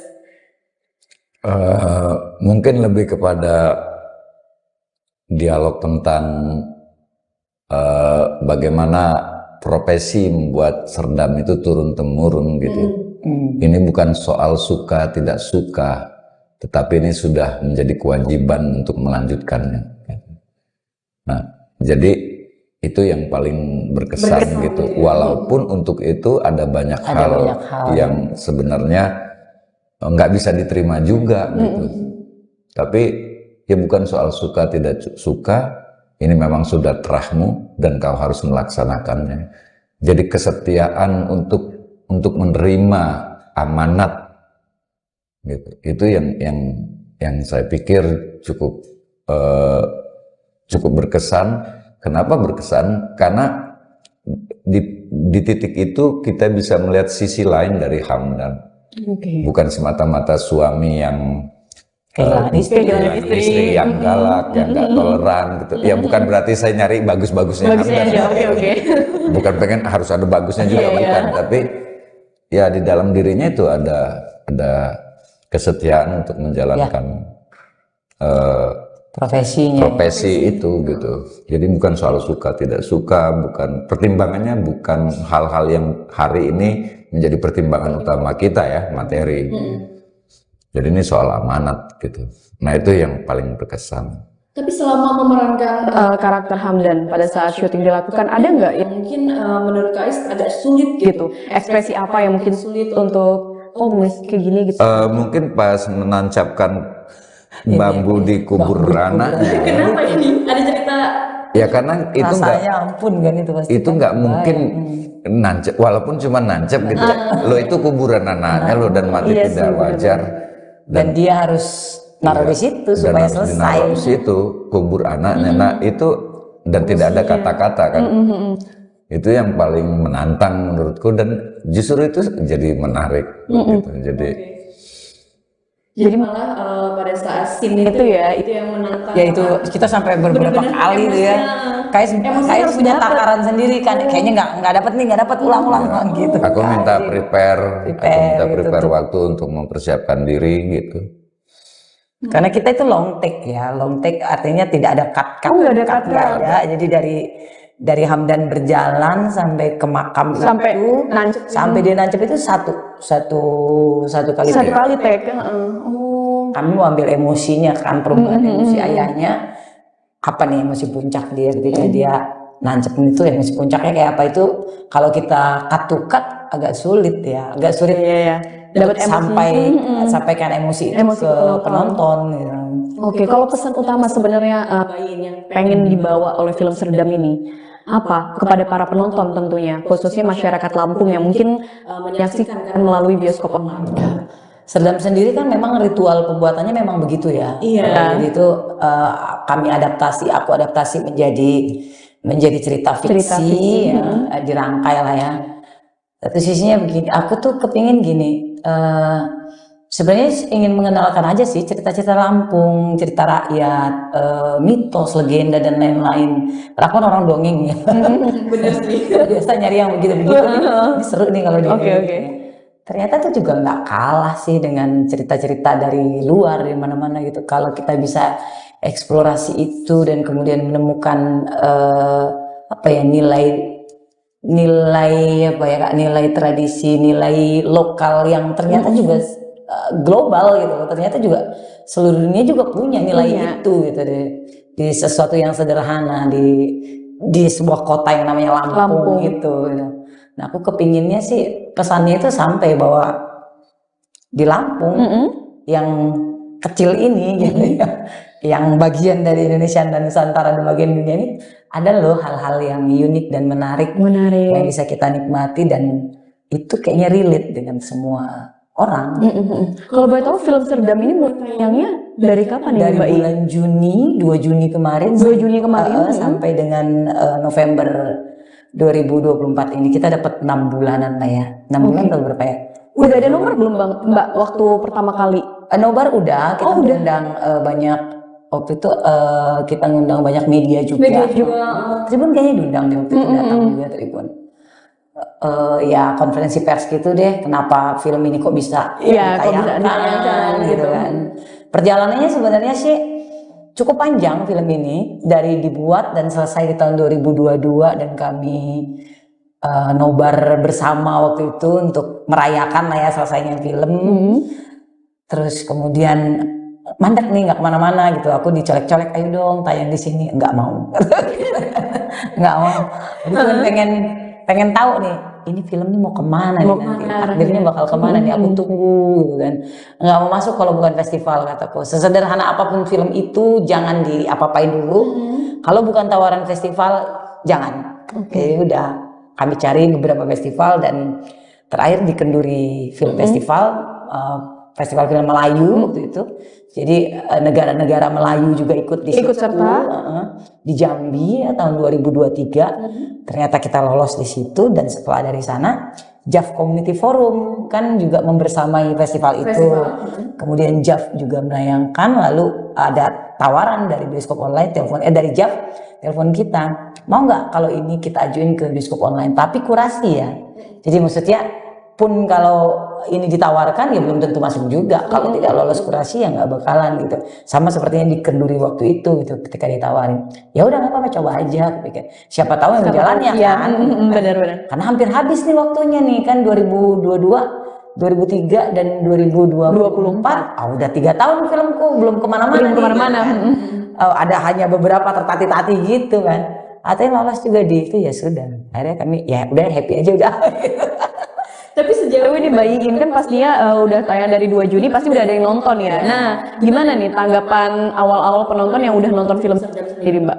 Mereka awalnya memandang ini film horor ya, karena mistis tadi ya. Udah bilang mistis itu tadi Mistis tadi horornya.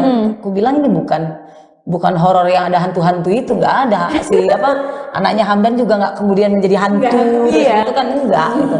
Tapi kalau kamu tonton itu ada rasa sesak yang horor banget, akan apa menyelimuti emosimu dan kamu kesal pasti. Dan benar gitu, beberapa teman kemudian nonton dan memberi review, kampret lah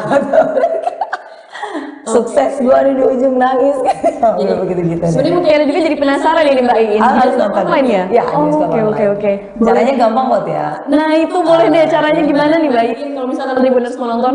Di Google Play Store itu ada bioskop online namanya, cari aja app bioskop online.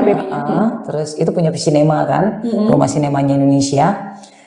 Beli aja tiket sekitar 7 ribuan dan ada administrasinya sedikit lah gitu. Pokoknya nggak sampai mengocek naik kocek kalian tuh nggak banyak gitu ya. Dan bisa ditonton selama 48 jam satu film itu gitu. Bisa cari aja Serdam gitu. Cari aja Serdam judul filmnya. Nah ini kembali lagi ke Kak Is. Mutiara ini kan sempat cari informasi lah. Kan Kak Is ini ternyata memang sudah terjun di dunia seni peran ya, teater ya kalau tidak salah. Kak Is boleh ceritain nggak sih ada nggak sih perbedaan pada saat berperan di seni teater gitu kan? Sedangkan ini berperan di film gitu. Iya, perbedaannya itu mungkin di proyeksi ya. Kalau di panggung kan jarak antara panggung dengan penonton itu Jauh ya. cukup jauh dan apa yang kita lakukan di panggung, penonton paling belakang juga harus ikut merasakan. Sehingga ada tenaga, ada proyeksi yang memang harus kita dorong supaya segedung itu kebagian gitu. Nah, artinya ada ukuran-ukuran yang nggak sama ketika di film. Di film kamera mendekatkan, kamera mewakili mata penonton. Jadi besarnya proyeksi kita di panggung itu harus kita ukur, disesuaikan buat kamera. Kalau nggak nanti terlalu jadi kehilangan kewajarannya gitu. Nah itu juga yang perlu dipelajari di film itu kan ini lokasi syutingnya interior atau eksterior. Nah kenapa perlu membedakan begitu? Karena proyeksi di dalam ruangan dan di luar ruangan itu tubuh, gestur itu juga harus ada perbedaan. Walaupun ditangkap kamera ya, blocking kamera di mana begitu. Nah itu menurutku yang aktor harus bisa jeli membedakan proyeksi itu, menakar emosi. Dan di film juga kan nggak berurutan kita ngambil beda dengan teater ceritanya. Jadi kadang mungkin yang adegan jelang-jelang ending duluan atau sebaliknya. Jadi aktor harus bisa mengatur emosinya. Jadi harus membuat flow emosinya itu seperti apa. Jangan sampai misalnya ini adegan ending duluan karena masih awal-awal syuting jadi besar banget. Nah begitu di awal-awalnya nanti nggak seperti itu, jadi nggak matching gitu. Nah itu harus diperhatikan oleh aktor. Jadi dia harus kayak kalau mau di matematika kan ada statistik gitu, perubahan watak dan perubahan emosinya. Ada gelombang emosi yang harus dipelajari jadi ada perubahan perkembangan wataknya, perubahan emosinya itu harus dilihat betul. Dan takaran itu harus aktor ya kayaknya yang ini. Aktor. Karena dia yang mengalami, dia yang akan memproyeksikan, harus aktornya sendiri gitu yang menakar.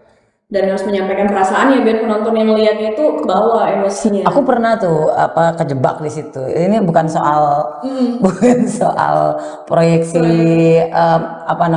emosi ya. Gerakan, gestur. Aku sampai ke sana iya salah ya. Kameranya cuma sampai situ gitu.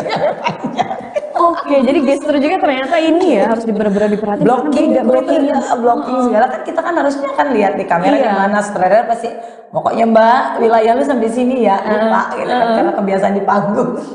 Dia keluar kamera Bung.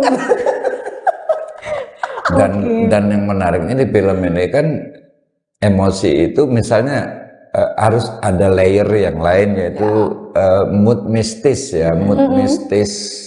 dari film ini kan harus terlihat pada aktor gitu.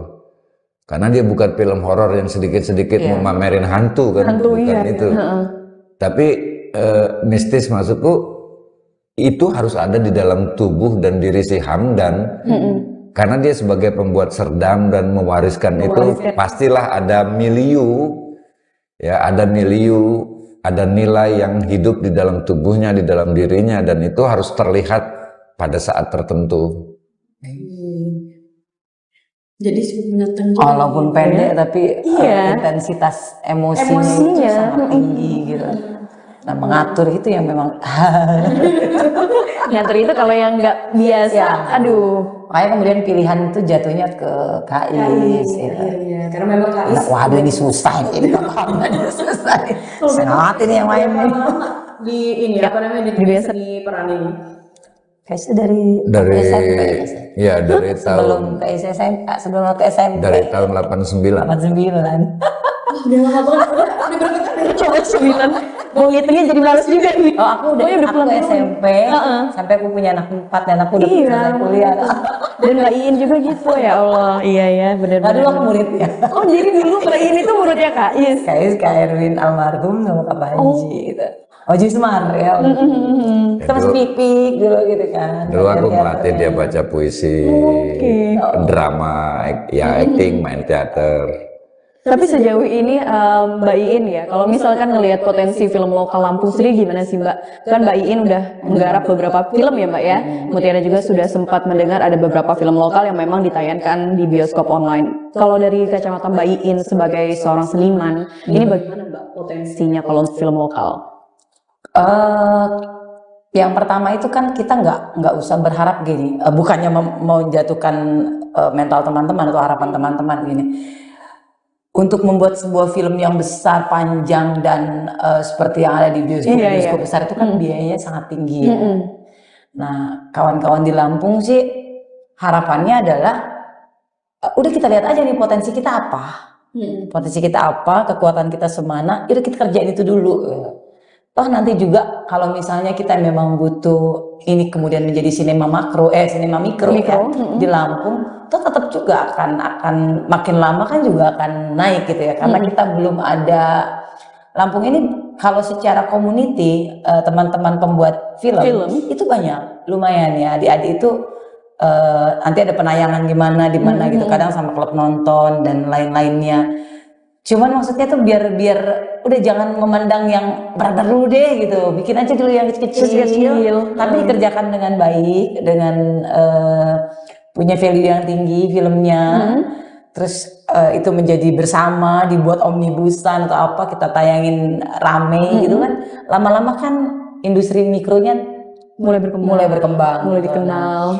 Dan film-film Lampung sendiri, memang film Lampung pertama yang masuk bioskop online itu kita ya, Serdam ini gitu. Tapi kan nggak menutup kemungkinan nanti ada lagi yang lain, entah bisa masuk kemana gitu, ke festival mana kan alangkah banyaknya festival di Indonesia, di luar negeri gitu ya, yang bisa ditembuskan gitu ya. Tahun 2016 lalu kan aku bareng Aji kan, Agus dan Agus itu kan ke Hanoi gitu kan. Bukan tidak mungkin nanti ada teman-teman yang dari Lampung juga bisa begitu lagi gitu kan. Jadi menurutku ya terus aja, nggak usah gelisah dengan kita cuma bikin gini gitu ya. Dan pun juga nggak usah mimpi dulu yang terlalu besar. Besarnya itu dalam hal kapasitas tidak terjangkau gitu. Yang kamu kenali dulu aja dulu potensimu tuh kayak apa, kekuatanmu kayak mana, kekurangannya gimana, apa yang bisa kita kerjain dari yang modal kita itu gitu. Nah, Mbak Iin, Mutiara jadinya ini karena Mbak Iin menyinggung menyinggung perihal dana juga dan modal ya. Nah, selama film Serdam penggarapan ini sendiri, gimana Mbak untuk dananya Mbak? Pastinya kan karena ini ke pesisir barat ya. Ya lumayan. Akomodasi, makan dan sebagainya.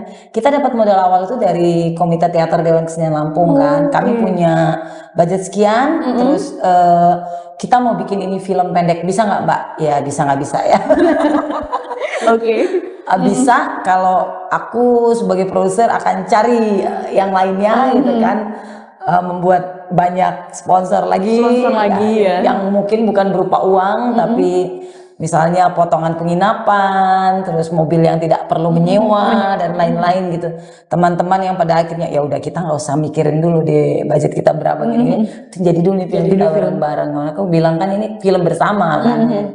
Ya dengan modal yang diberi itu kita ya lumayan sih, cukup membantu, sangat membantu, dan tambahan dari sponsor dan lain-lain itu gitu. Akhirnya jadi juga gitu. Ya lumayan bikin film itu memang nggak ada yang alat-alatnya juga ya gitu kan. Ya harus butuh bantuan alam semesta sih. Ya Allah. Ada yang mendukung ya istilahnya sampai film ini kegarap sampai bisa ditonton sama Tribuners di rumah. Dapat beasiswa Allah gitu. Iya, benar. Benar itu Mbak Iin. Oke. Nah, Mbak Iin ini kan perjalanan film Serdam sendiri panjang nih ya Mbak ya, sampai akhirnya bisa kita tonton dan kita mungkin bisa nikmati di bioskop online tadi sudah jelaskan Mbak Iin. Mbak Iin ini mungkin kedepannya ada gebrakan baru nih Mbak. Mungkin udah berencana mau buat film lokal baru lagi dengan mengusung tema yang beda.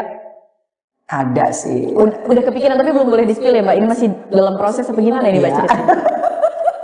Masih dalam proses ya? Masih dalam proses. Oke, kita tunggu ya Mbak. Terutama proses mencari sponsor. Nah ini mungkin bisa juga nih Mbak untuk Tribuners di rumah mungkin yang memang suka dengan. Kayaknya kita mau crowdfunding deh. Aku pakai itu deh, crowdfunding aja nih, ayo orang Lampung. Ada yang mau nggak nih biayain film kami nih?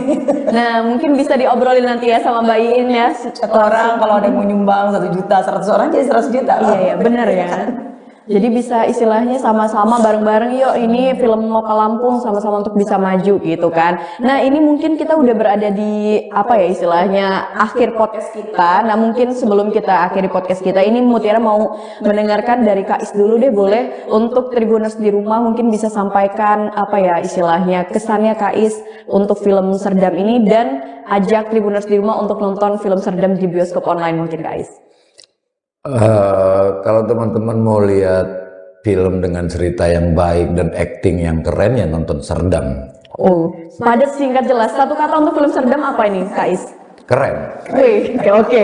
Keren kan? Singkat langsung bener-bener satu kata langsung keren. Nah, kalau dari Mbak Iin sendiri Mbak untuk mengajak Tribuners di rumah nonton film Serdam. Yuk kita dukung film Lampung, teman-teman di Lampung.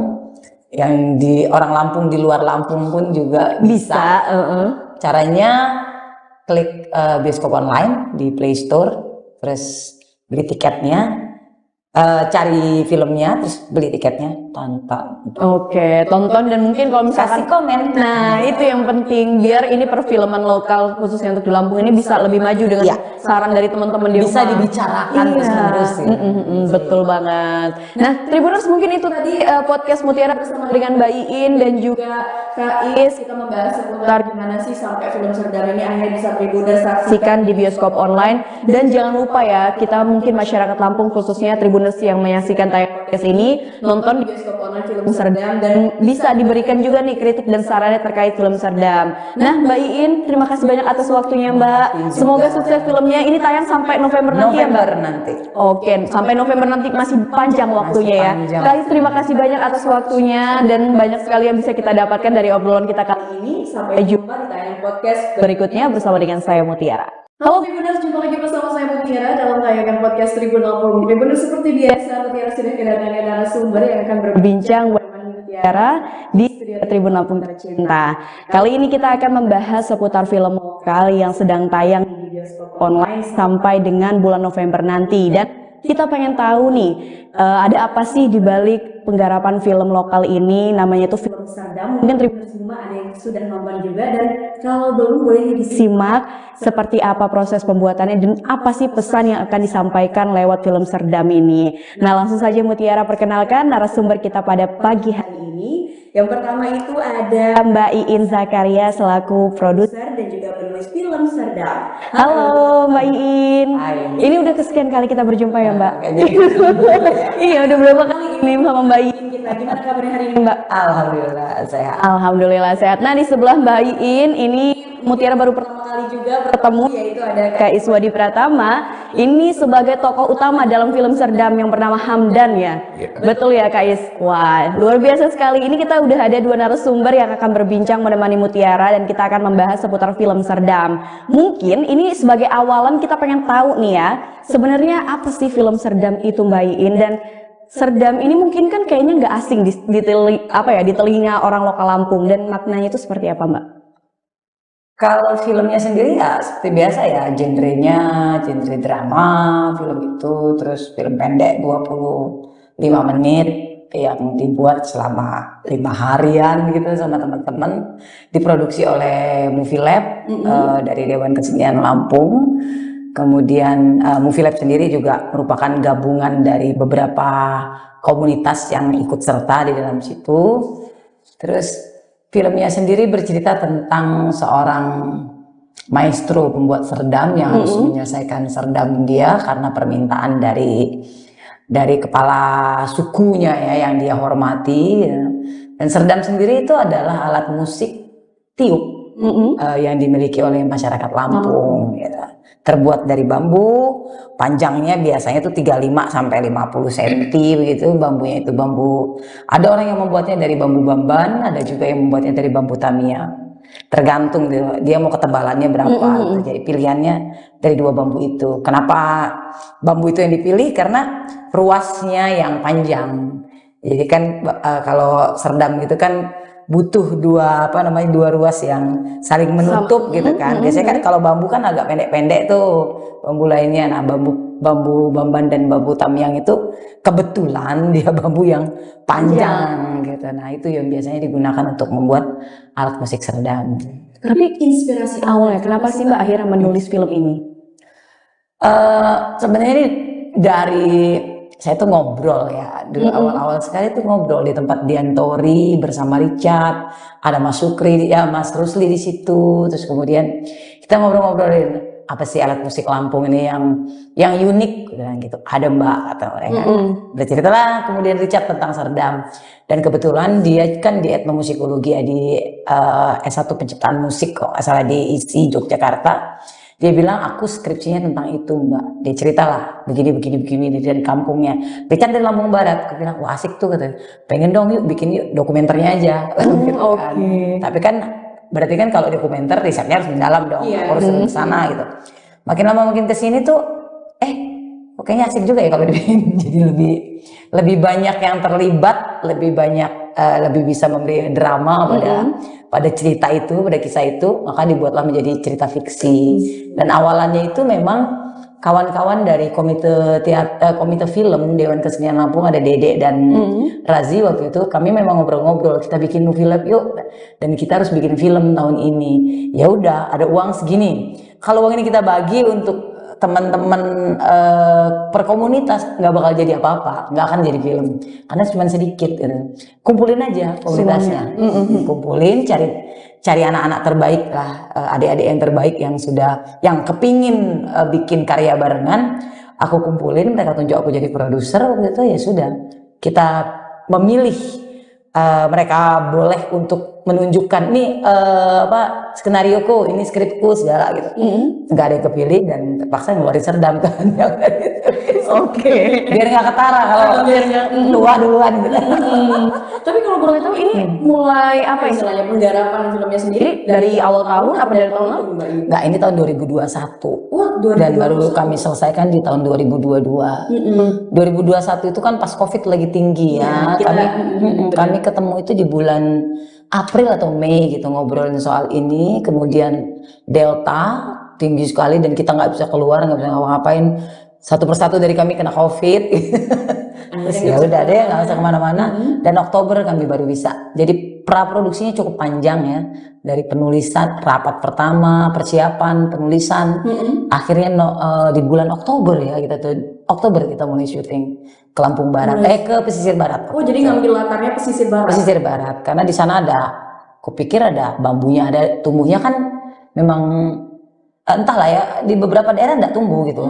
Beda karena bambunya untuk alat musik ini ya. Mungkin di daerah lain tuh nggak ada, di Pringsewu dicari nggak ada, di Gading di mana-mana nggak ada, yang ada bambunya. Ternyata cuma ada di pesisir barat dan Lampung Barat, ya sudah sekalian aja di sana. Gitu. Oke. Nah ini Kak Is yang bikin penasaran, kan Kak Is berperan sebagai Hamdan, ini tokoh utama dalam film Serdam. Boleh ceritain sedikit kepada Tribuners di rumah nih tentang sosok Hamdan di film Serdam ini seperti apa?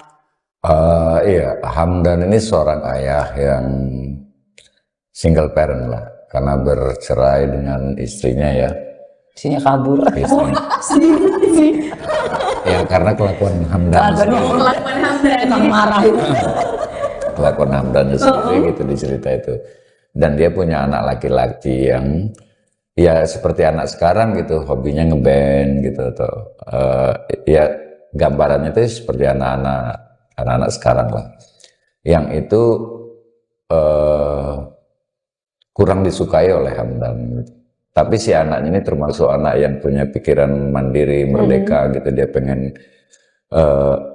melakukan apa yang mau dia lakukan gitu, secara positif ya. Di lain sisi si anak ini punya kekecewaan yang dia simpan terhadap ayahnya, karena kelakuan ayahnya itu dia jadi terpisah dengan ibunya kan. Nah, jadi Hamdan hidup di kampung sendiri gitu, anaknya ya di kota gitu, sekolah, kuliah. Nah, Hamdan ini terus diminta pembuat Serdam, pewaris ya. Hamdan ini salah satu pewaris secara keturunan yang bisa bikin Serdam. Suatu kali dia diminta untuk membuat Serdam oleh Pun ya. Seorang yang ya masih punya terah bangsawan gitu, untuk terapi anaknya yang apa nama penyakitnya itu? Dia kena gangguan bicara. Gangguan bicara, nggak bisa ngomong, yang konon itu bisa disembuhkan dengan terapi lewat suara suling Serdam. Persoalannya Serdam ini kan harus dibuat, sebelum dibuat bambunya itu ritualnya gitu, harus ditancapkan di kuburan orang yang matinya tidak wajar, mati kecelakaan atau mati apa gitu, yang masih muda gitu ya, yang belum nikah, yang belum nikah, dengan hal-hal seperti itu ya yang belum nikah. Nah,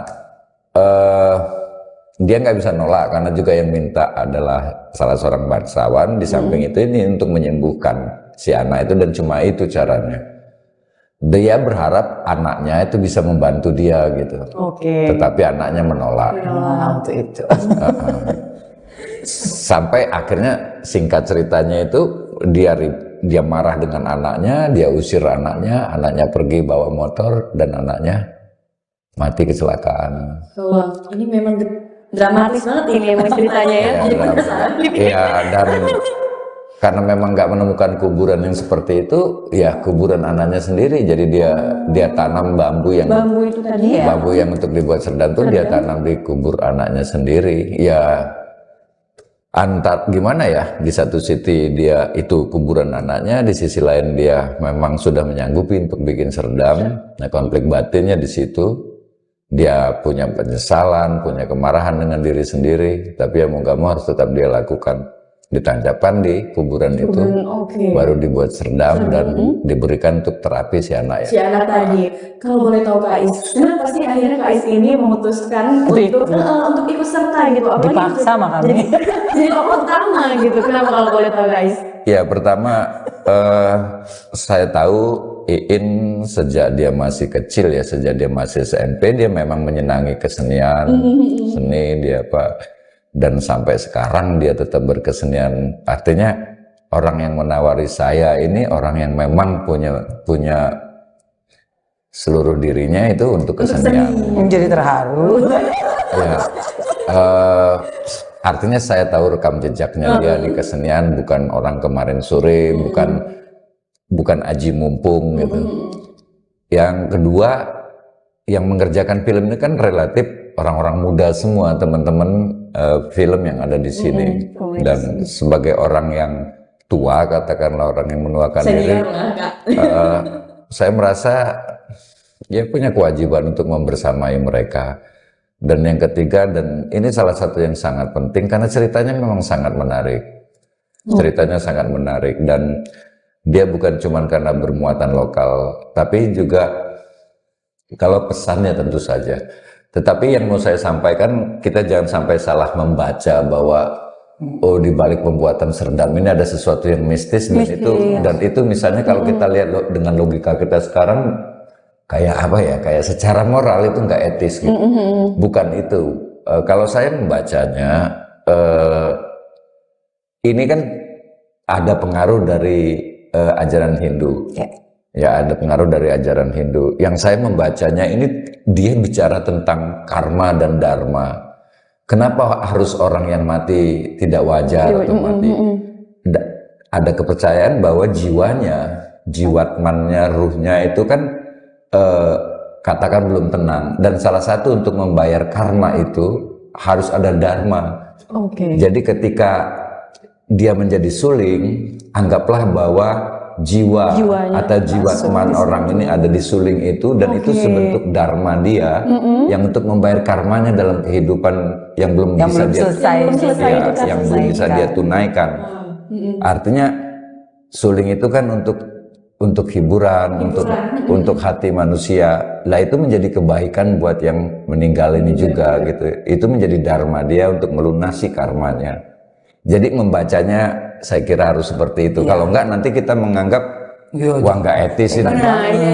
Ini POV-nya Tribuners nih pas nonton film Serdam itu sesuai dengan tadi kata Kak Is, dan memang ini salah satu yang bikin apa istilahnya memiliki pengaruh akhirnya sampai Kak Is terlibat dalam film Serdam untuk menjadi tokoh utama, selain karena ceritanya yang menarik dan unik dan ada pesan yang dibawa, tapi karena juga sosok Mbak Iin itu tadi ya yang mengajaknya. Mbak Iin kalau boleh tahu nih, untuk film Serdam sendiri ini ada casting khususnya nggak sih Mbak? Kalau untuk pemeran-pemerannya? Kasih waktu aku tulis ini sih yang kebayang memang wajah Kak Is. Yang kayaknya jadi yang jahat.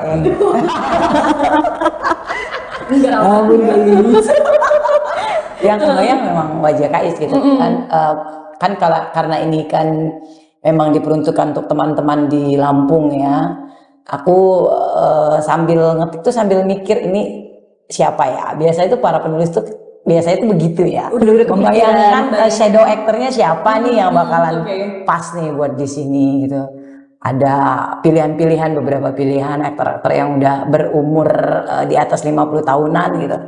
Oh Kak Is aja deh udah karena udah mengenal Kak Is lama kan, jadi enak gitu nulisnya itu enak. Terus ya udah aku ngomong sama Dede kan si sutradaraku gitu ya.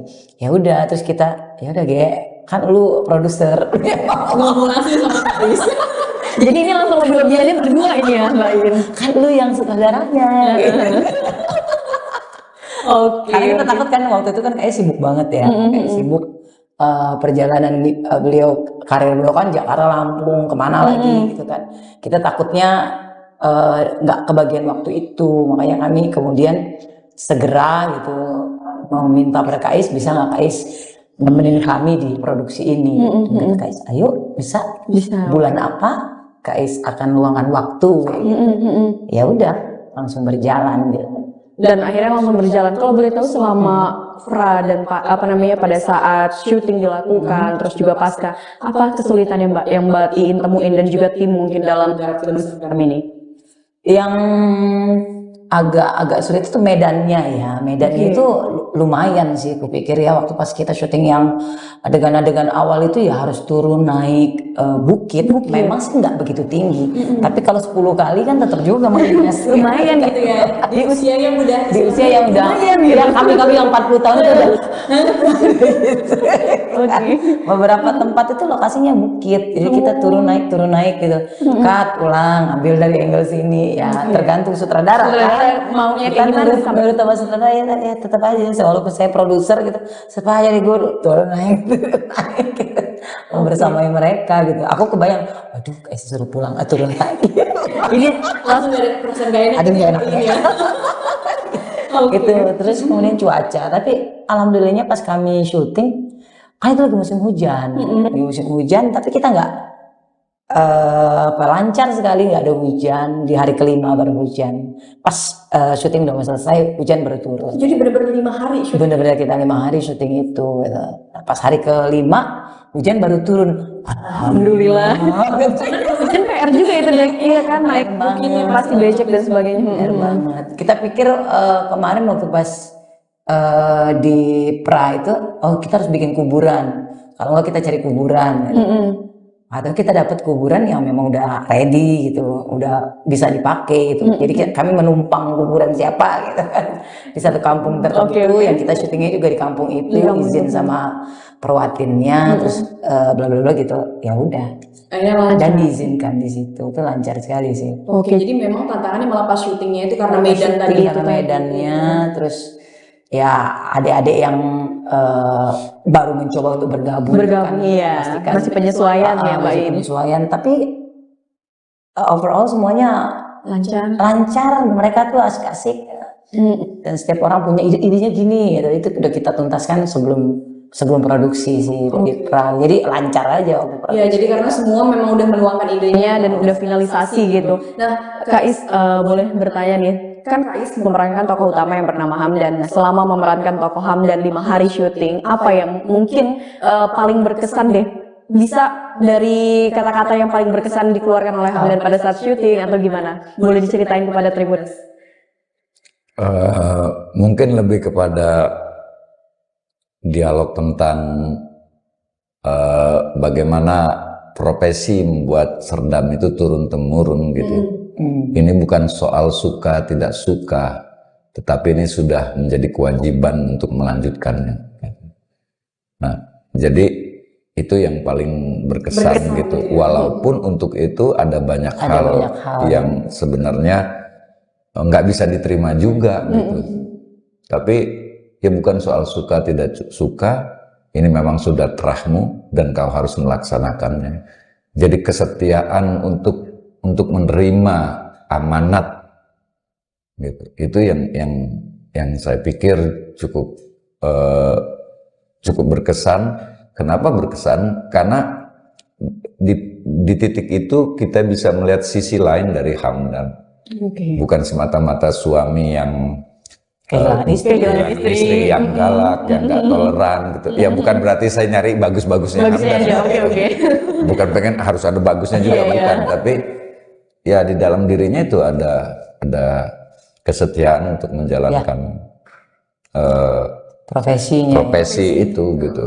Jadi bukan soal suka tidak suka, bukan pertimbangannya, bukan hal-hal yang hari ini menjadi pertimbangan utama kita ya, materi. Jadi ini soal amanat gitu. Nah itu yang paling berkesan. Tapi selama memerankan karakter Hamdan pada saat syuting dilakukan, ada nggak yang mungkin menurut Kak Is agak sulit gitu? Ekspresi apa yang mungkin sulit untuk kayak gini gitu? Mungkin pas menancapkan bambu di kubur anaknya. Kenapa ini? Ada cerita? Ya karena itu nggak. Ampun kan itu pasti. Itu nggak mungkin nancep, walaupun cuma nancep gitu.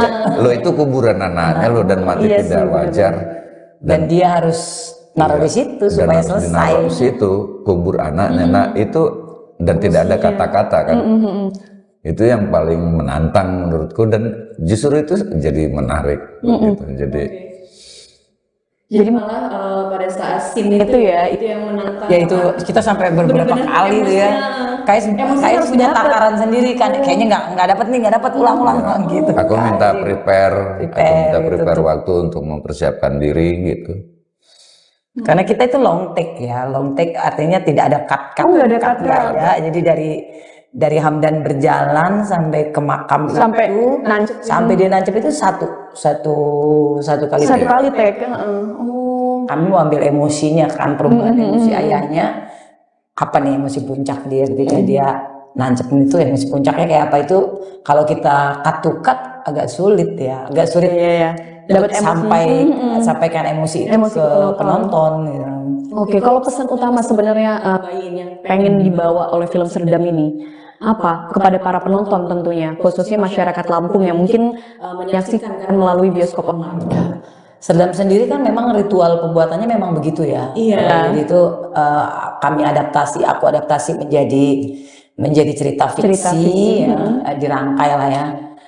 Satu sisinya begini, aku tuh kepingin gini. Sebenarnya ingin mengenalkan aja sih cerita-cerita Lampung, cerita rakyat, mitos, legenda dan lain-lain. Karena aku kan orang dongeng ya. Bener sih. Biasa nyari yang begitu-begitu nih. Ini seru nih kalau Oke, oke. Ternyata tuh juga nggak kalah sih dengan cerita-cerita dari luar di mana-mana gitu. Kalau kita bisa eksplorasi itu dan kemudian menemukan apa ya nilai apa ya Kak, nilai tradisi, nilai lokal yang ternyata juga global gitu loh. Ternyata juga seluruh dunia juga punya nilai itu gitu di sesuatu yang sederhana di sebuah kota yang namanya Lampung gitu. Nah, aku kepinginnya sih pesannya itu sampai bahwa di Lampung yang kecil ini gitu ya, yang bagian dari Indonesia dan Nusantara dan bagian dunia ini ada loh hal-hal yang unik dan menarik yang bisa kita nikmati dan itu kayaknya relate dengan semua orang. Kalau boleh tahu film Serdam ini mulai tayangnya dari kapan nih Dari Mbak I? bulan Juni, 2 Juni kemarin 2 Juni kemarin sampai dengan November 2024 ini kita dapat 6 bulanan lah ya. 6 bulan atau berapa ya? Udah ada nomor belum Bang Mbak waktu pertama kali? Nobar udah, kita ngundang banyak waktu itu kita ngundang banyak media juga. Tribun kayaknya diundang deh waktu itu datang juga Tribun. Ya konferensi pers gitu deh, kenapa film ini kok bisa ditayangkan gitu kan. Perjalanannya sebenarnya sih cukup panjang film ini, dari dibuat dan selesai di tahun 2022 dan kami nobar bersama waktu itu untuk merayakan lah ya selesainya film. Terus kemudian mandek nih nggak kemana-mana gitu, aku dicolek-colek, ayo dong tayang di sini, nggak mau. Nggak mau, aku pengen tahu nih ini film ini mau kemana nih nanti, takdirnya bakal kemana nih, aku tunggu gitu kan. Nggak mau masuk kalau bukan festival, kataku. Sesederhana apapun film itu jangan diapa-apain dulu, kalau bukan tawaran festival jangan. Jadi udah kami cari beberapa festival dan terakhir di Kenduri Film Festival, Festival Film Melayu waktu itu. Jadi negara-negara Melayu juga ikut di situ. Di Jambi ya, tahun 2023. Ternyata kita lolos di situ dan setelah dari sana JAF Community Forum kan juga membersamai festival itu. Kemudian JAF juga menayangkan, lalu ada tawaran dari bioskop online, dari JAF telepon kita, mau nggak kalau ini kita ajuin ke bioskop online, tapi kurasi ya. Jadi maksudnya pun kalau ini ditawarkan ya belum tentu masuk juga, kalau tidak lolos kurasi ya nggak bakalan gitu. Sama sepertinya di Kenduri waktu itu gitu, ketika ditawarin ya udah nggak apa-apa, coba aja, pikir siapa tahu yang jalannya kan. Benar-benar. Karena hampir habis nih waktunya nih kan, 2022, 2003 dan 2024. Udah 3 tahun filmku belum kemana-mana. Ada hanya beberapa tertati-tati gitu kan. Atau lolos juga di itu, ya sudah. Akhirnya kami ya udah happy aja udah. Tapi sejauh ini Mbak Iin kan pastinya udah tayang dari 2 Juni, pasti udah ada yang nonton ya. Nah, gimana nih tanggapan awal-awal penonton yang udah nonton film Serdam sendiri Mbak? Mereka awalnya memandang ini film horor ya, karena mistis tadi ya. Udah bilang mistis tadi horornya. Aku bilang ini bukan horor yang ada hantu-hantu itu, nggak ada sih. Anaknya Hamdan juga nggak kemudian menjadi hantu, itu kan enggak gitu. Tapi kalau kamu tonton itu ada rasa sesak yang horor banget, akan menyelimuti emosimu dan kamu kesal pasti. Dan benar gitu, beberapa teman kemudian nonton dan memberi review, kampret lah sukses gua di ujung nangis jadi begitu-gitu. Sebenarnya mungkin ada juga jadi penasaran ini Mbak Iin. Harus nonton online ya? Ya, oke. Caranya gampang kok ya. Nah, itu boleh deh, caranya gimana nih Mbak Iin kalau misalnya Tribuners mau nonton? Di Google Play Store itu ada bioskop online namanya, cari aja app bioskop online. Terus itu punya Visinema kan, rumah sinemanya Indonesia.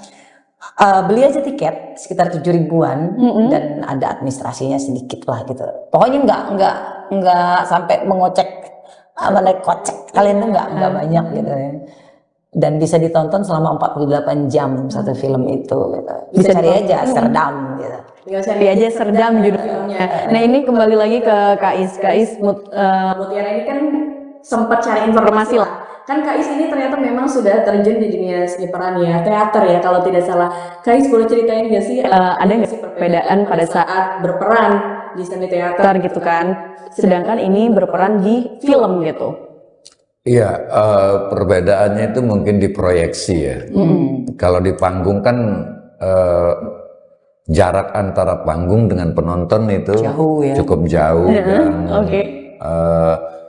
apa yang kita lakukan di panggung, penonton paling belakang juga harus ikut merasakan.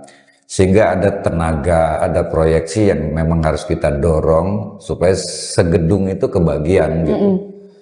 Nah, artinya ada ukuran-ukuran yang nggak sama ketika di film. Di film kamera mendekatkan, kamera mewakili mata penonton. Jadi besarnya proyeksi kita di panggung itu harus kita ukur, Kecilin dikit ya, guys, ya. iya disesuaikan depan kamera. Kalau nggak nanti Terlalu. iya jadi kehilangan kewajarannya gitu. Nah itu juga yang perlu dipelajari di film itu kan ini lokasi syutingnya interior atau eksterior. Nah, kenapa perlu membedakan begitu? Karena proyeksi di dalam ruangan dan di luar ruangan itu tubuh, gestur itu juga harus ada perbedaan. Walaupun ditangkap kamera ya, blocking kamera di mana begitu. Nah, itu menurutku yang aktor harus bisa jeli membedakan proyeksi itu, menakar emosi. Dan di film juga kan nggak berurutan kita ngambil ya, beda dengan teater Ceritanya ya. jadi kadang mungkin yang adegan jelang-jelang ending duluan atau baliknya. Jadi aktor harus bisa apa ya membuat emosinya ya itu ya, mengatur emosinya. Jadi harus membuat flow emosinya itu seperti apa.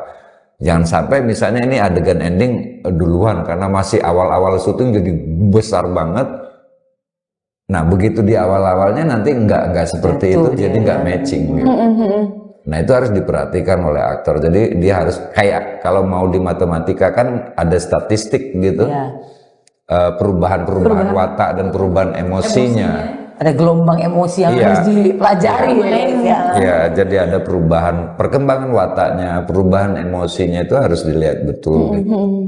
Dan takaran itu harus aktor ya guys yang ini. Aktor.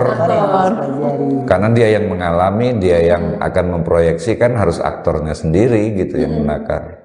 Dan harus menyampaikan perasaannya biar penonton yang melihatnya itu kebawa emosinya. Aku pernah tuh kejebak di situ. Ini bukan soal proyeksi emosi ya. Gerakan, gestur. Aku sampai ke sana iya salah ya. Kameranya cuma sampai situ gitu. Oke, jadi gestur juga ternyata ini ya harus benar-benar diperhatikan. Blocking segala kan kita kan harusnya kan lihat di kamera gimana, sutradara pasti pokoknya Mbak wilayah lu sampai sini ya lupa gitu kan karena kebiasaan di panggung. Dia keluar kamera bung. Dan yang menariknya di film ini kan emosi itu misalnya harus ada layer yang lain yaitu mood mistis ya, mood mistis. Dari film ini kan harus terlihat pada aktor gitu. Karena dia bukan film horor yang sedikit-sedikit mau mamerin hantu kan, bukan itu. Tapi mistis maksudku itu harus ada di dalam tubuh dan diri si Hamdan. Karena dia sebagai pembuat serdam dan mewariskan itu pastilah ada milieu ya, ada nilai yang hidup di dalam tubuhnya, di dalam dirinya, dan itu harus terlihat pada saat tertentu.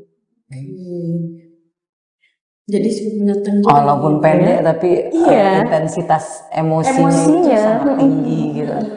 Nah mengatur itu yang memang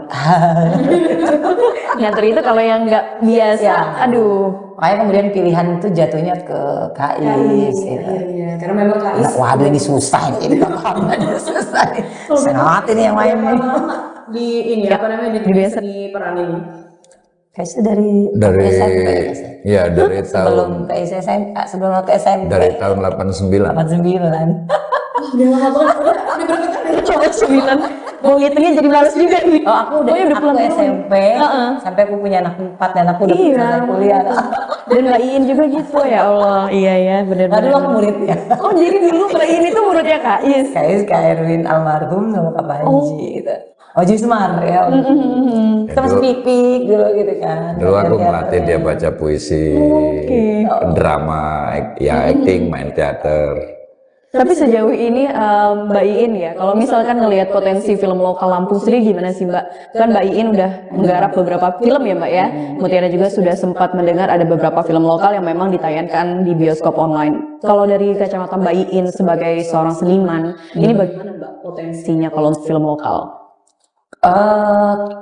Yang pertama itu kan kita nggak usah berharap gini, bukannya mau menjatuhkan mental teman-teman atau harapan teman-teman gini. Untuk membuat sebuah film yang besar, panjang dan seperti yang ada di bioskop besar itu kan biayanya sangat tinggi ya. Nah, kawan-kawan di Lampung sih harapannya adalah udah kita lihat aja nih potensi kita apa. Potensi kita apa, kekuatan kita semana, udah kita kerjain itu dulu. Toh nanti juga kalau misalnya kita memang butuh ini kemudian menjadi sinema mikro ya, di Lampung, toh tetap juga akan makin lama kan juga akan naik gitu ya, karena kita belum ada. Lampung ini kalau secara community teman-teman pembuat film itu banyak, lumayan ya, adik-adik itu nanti ada penayangan di mana gitu, kadang sama klub nonton dan lain-lainnya.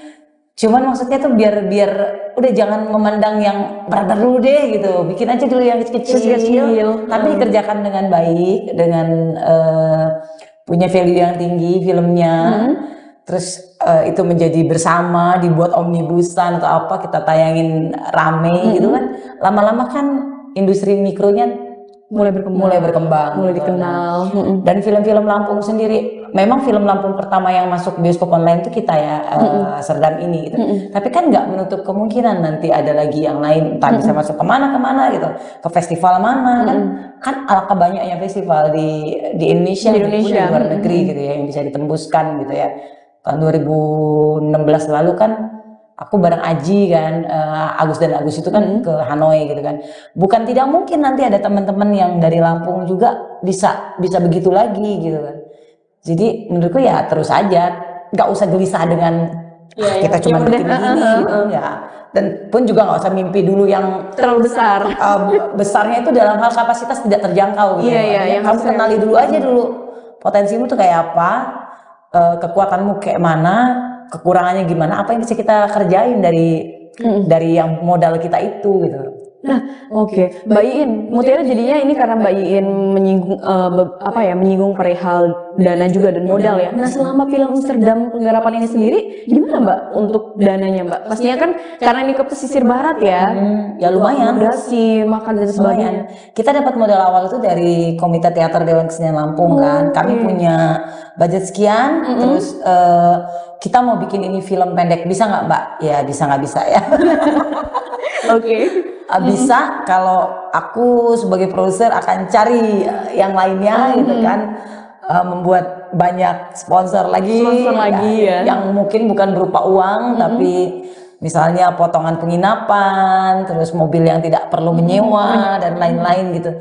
Teman-teman yang pada akhirnya ya udah kita nggak usah mikirin dulu deh budget kita berapa gini, jadi dulu nih film kita bareng-bareng. Aku bilang kan ini film bersama kan.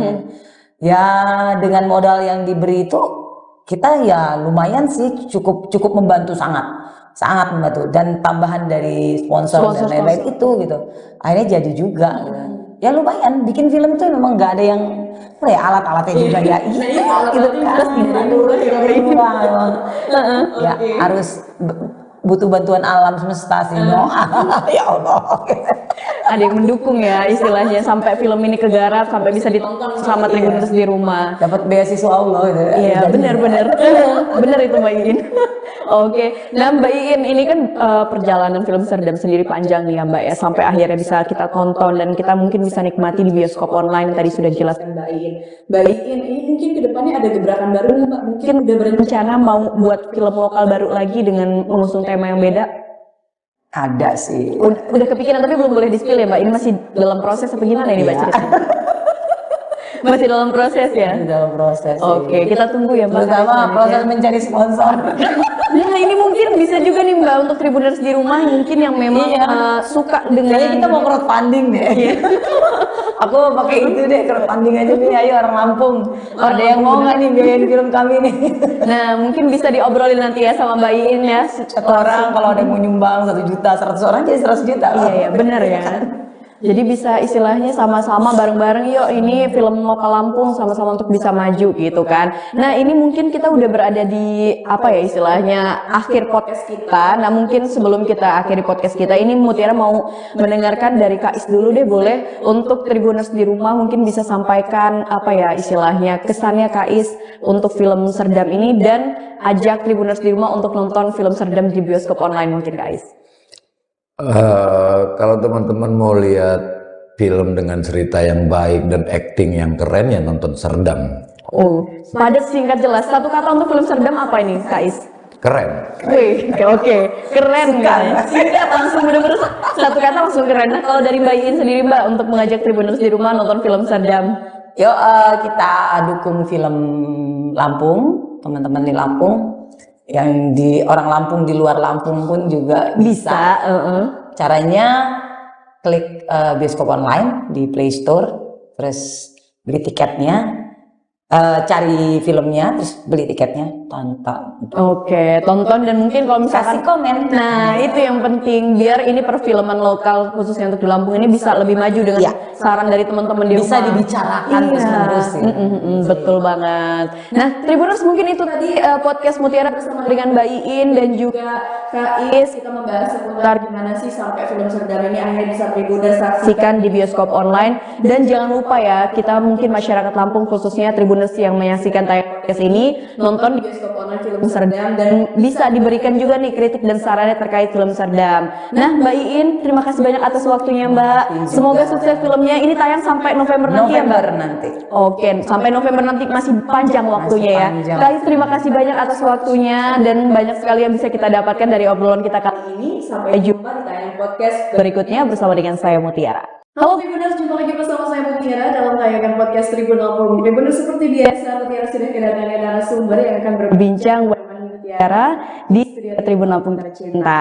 Kali ini kita akan membahas seputar film lokal yang sedang tayang di bioskop online sampai dengan bulan November nanti. Dan kita pengen tahu nih, ada apa sih di balik penggarapan film lokal ini, namanya itu film Serdam. Mungkin Tribuners semua ada yang sudah nonton juga dan kalau belum boleh disimak seperti apa proses pembuatannya dan apa sih pesan yang akan disampaikan lewat film Serdam ini. Nah langsung saja Mutiara perkenalkan narasumber kita pada pagi hari ini.